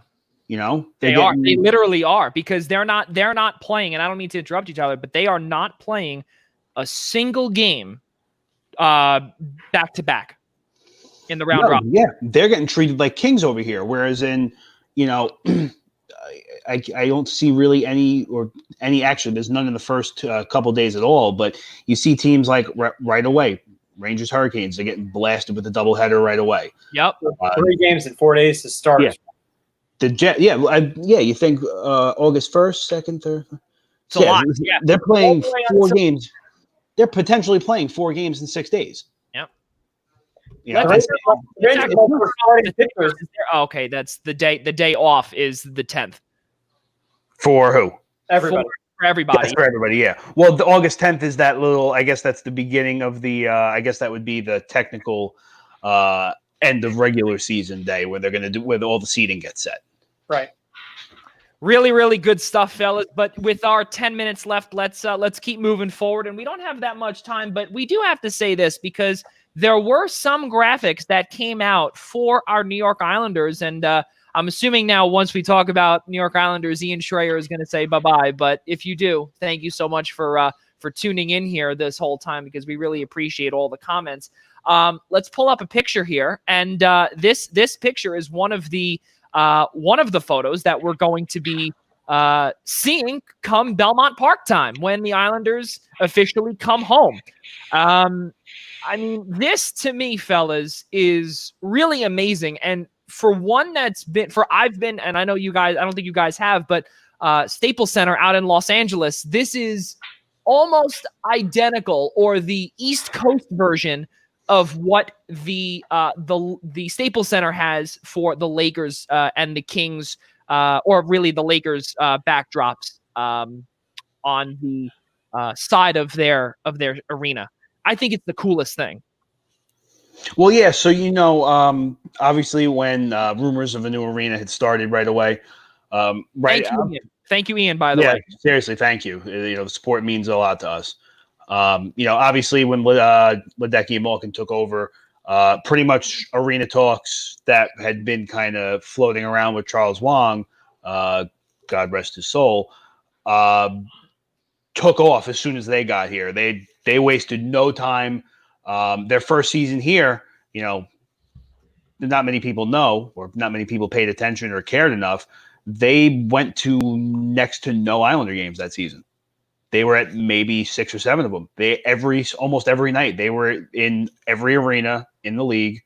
They went to almost every arena twice, trying to just take seats from here, concessions from here, the scoreboard, and just build this perfect venue. And, I mean, this is a little bit of a better. This is more of like an aerial view. This is kind of like that section view you get from like the 329 area. Yeah, this is kind of where that picture would be taken from. You look at some things. It obviously still has a little bit of that Coliseum kind of oval feel to it. It doesn't have that boxy Barclays look, which is fantastic. Minor little details you look at, like, it seems as if they're finally getting those standard locker rooms off the benches. No more coming in through Zamboni doors and jumping off scaffolding to get on the rink. The scoreboards, I hope that's really not it. That's kind of weird looking. I think it's only weird because of the graphic they have on it. It doesn't look like a screen normally does. I think it's just odd because of the way they put that picture over it. It's just like it looks like it's an oval. It looks like a bathtub. It's weird. It's true. But you know what, Tyler? I don't mean to interrupt you, but you know what, though? Going back to exactly what Tyler said, though, it does look like a bathtub. But you know what, though? If you look at other arenas and stadiums all around the world, and even in the NFL, how about the Atlanta Falcons' new building, Mercedes-Benz Stadium? And also SoFi Stadium as well. They have a 360 a 360 scoreboard, and it goes around, and you have to look up. In my opinion, I'm not really a fan of that. But then again, I'm also one that still buys discs for video games. So what do I know? Some of us still do, also. And actually, one of my friends actually brought up a good point just now. I'm going to go back to that picture of the overhanging, the scoreboard and everything. And actually, that's a good point. I'll get to that too real quick. The 2021 season is supposed to be the inaugural Belmont season. This is 21-22, 21-22. Sorry, yes, 21-22. Excuse me. What did I say? 2021? Yes, it's okay. Yeah, it's been a couple hours since my last cup of coffee. But the first thing you notice when you look at this scoreboard, it's in the middle where it's supposed to be. Yeah. It's centered. Love it. Yes, that is true. That is true. And you know what? Tyler, I actually just put another graphic in there for the Is it this one? Yeah, I believe so. Let me come back to that. No, it's where is it? There we go. It's that one too. And that to me looks a little like I'm just trying to think of a building that resembles that. And the only building that I can think of would be Prudential Center. So it has that open floor plan like Prudential. I see what you're saying there. It has that old schoolish kind of old subway station kind of feel. Yeah.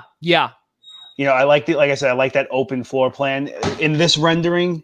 Correct me if I'm wrong. It looks like if you walk right up these stairs over here, I'm assuming I was going to say, I'm assuming if you look all the way to the left where this gentleman in the Barzell jersey is, I'm assuming right behind him is a ticket taker that like stole the scanner. No, seriously. I'm assuming that if you walk right up these stairs, it's funny. Yes. I'm assuming if you walk right up these stairs, you can see straight to the ice. There's no real obstruction to see into the venue from there. Yeah. Look, I have no doubt that it's going to be a beautiful arena. It's just it's a patience game. It's a waiting game. It is, and I do want to get to Nick because we do have a couple of minutes left, or a few minutes left actually, because we've rudely left. Yes. Oh, yes. All right, Joe, I got it. I'm sorry. He just texted me again. Citi Field. That's it. Okay. That's what I was thinking. Yes. Okay. Yes. Thank you. Citi Field. Okay. Now, and I just want to say this one last thing before we get to Nick as we conclude this. The final thing is that this, to me, for Tyler and Nick that have been to Madison Square Garden, have you guys ever been to the Chase Bridge? I have not. I've only been to the Garden once for a Knick game, long time ago. Okay. When have I ever been to the Garden? So for I'm asking. It's a simple question. I never go to that cesspool. Gotcha. Okay, so now for our viewers out there, you could see that this up top here looks a lot like the Chase Bridge. Ian Schreier, you can definitely say if I'm wrong or not, and you could say it publicly. We will put that on air as we have 3 minutes left. But this, to me, also looks like another hangout section, which is fantastic again. And you know what? The cool thing is it's going to feel obviously a lot like home and so much more room with different levels as well. Nick, let's conclude with you. So the one really big comment I wanted to make is when you see that full bowl picture, I love the fact that the bottom bowl is way bigger than everything else. It's mostly lower bowl seats, which is really cool. You're not stacking a ton of people up in the upper mezzanines. It's really cool to see that everyone, like the majority of the fans are going to be right there on top of the rink. The majority of the tickets are going to be really good seats, and that they're much less up in the way higher areas. So that's really cool to see, as opposed to other arenas where sometimes it's like 3 or 4 upper decks worth of seats, but not as many down low. Yeah. And something that I want to add in as well, and we actually put this here as a topic. And again, for those that are still sticking around, we cannot thank you enough. We do have another 90 seconds here. I want to bring this up here. And this is arena rankings by The Athletic. And for someone who's been to 11 of these buildings, I think that this list is an absolute atrocity. Fellas, I don't know if you've been to any other of these buildings, but this, to me, this list to have the Nassau Coliseum and Barclays Center 30 and 31, I think is I think that is truthfully embarrassing. Imagine having 2 arenas and both of them get slapped at the bottom. I mean, you are by The Athletic. They're both terrible arenas for everyone other than Islander fans. Even Islander fans don't like Barclays, but if you're an outside fan, the Nassau Coliseum is a dump to you. It is a disaster. There aren't enough bathrooms. It's grimy. It's old. It's dirty. It's one little ring. It looks like a minor league arena, basically. Of course, everyone's going to hate it. Only Islanders really appreciate it. Come on, man. What fan that's not an Islander fan likes Nassau Coliseum? Besides, I agree. That's for sure. It is. And Nick, I'm trying to. We love it so much, but the simplicity is what we love about it. But other fans are going to look at that and go, "You guys play there?" But I mean, in reality, they were accurately ranked. What scares me is that how is Ottawa's worse? How is Ottawa worse than Barclays Center? I didn't know this. I didn't know their arena was that bad. That's embarrassing. Barclays Center was a hockey arena jammed into a basketball arena where it doesn't even belong. How can Ottawa be worse than that? Ottawa. I mean, yeah, that's brutal. Canadian people. For their fan base. We'll have to. Well, I know for a fact, and again, for someone who's been to in Pittsburgh, number 5 is way too high. Someone who's been to Madison Square Garden ranked way too high. From what I've heard, Vegas, that is correct. And I could tell you right now, Staples Center, way too low. Wells Fargo Center, way too low. Tyler has been there for an Islanders Flyers game, so he knows.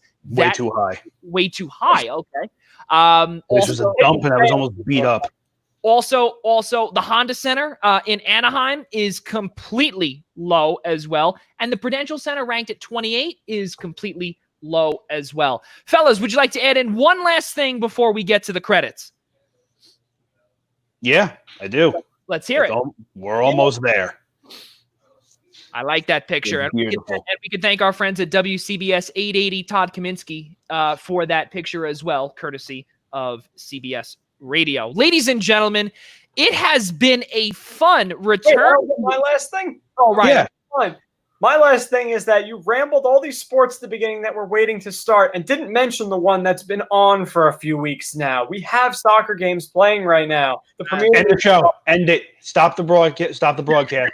I don't want to hear it. Oh my God. Such nonsense. Nope. Nope. No other sports are on except NASCAR and soccer. Nope. Except the fact they exist. No. And American Premier League right now. So that's newsworthy. No. I will tell you this, fellas, and for those that know about the Eastern Observer as well, USL Championship, Connor McGlynn for the Hartford Athletic, former FA Euro star, is going to be making his television debut on ESPN2 in the next couple of days. So that is pretty cool, along with his brother Jack for the Philadelphia Union too as well. That's some pretty cool stuff because he was an FA Euro alum. I spoke to him multiple times. We had him on the interview series as well. Really cool stuff, and I'm looking forward to USL Championship because I actually know people that play on there. So yes, Nick, soccer is back. I think it's pretty cool. It's okay. Listen, I'm just happy. I am just happy that sports is back. And we could finally, which again I think is an embarrassment, but stop watching Seinfeld every night at 11. Never. That will never end. Don't take that away from me. Yeah, don't. Wouldn't kill you to watch a good show. There we go. And you got a good appreciation from Ian Schreier as well. Take it down. Ladies and gentlemen, we cannot thank you enough for joining us here. Tomorrow night, Hockey Week comes to a close as we welcome former New York Islander Rob Schremp to the Primetime Rundown Zoom interview series right here at 8 p.m. on the Eastern Observer. Also, do not forget, ladies and gentlemen, as well, I know I posted it in the wrong thing, but I will post it here right now. If we get 1 second here, we have to promote one more show on our network as well, and that is Tyler Adelle Show. Ladies and gentlemen, episode number 11 of the Essential Wrestling Podcast returns, presented to you by ProWrestlingPick'em.com. That will start on Tuesday, July 14th at 6 p.m. Tyler Adelle and Al Carl will be joined by John DeConti and John Smith as they bring you all around the world wrestling talk. And also, because he is a part of our family, we have to congratulate our good friend Al Carl on his upcoming wedding tomorrow, the 11th of July. So happy trails, Al Carl. It's going to be, I'm sure, a nice adventure for you. And we here at the Eastern Observer and the Blackjack Media Networks say congratulations to you. So again, folks, ladies and gentlemen, for Tyler Adelle, Nick Partain, I'm Joey Jarzynka, Ian Schreier as well, the best guy to be a part of this platform here tonight. We cannot thank you enough. For all of us at the Eastern Observer and the Blackjack Media Networks, we'll see you next time.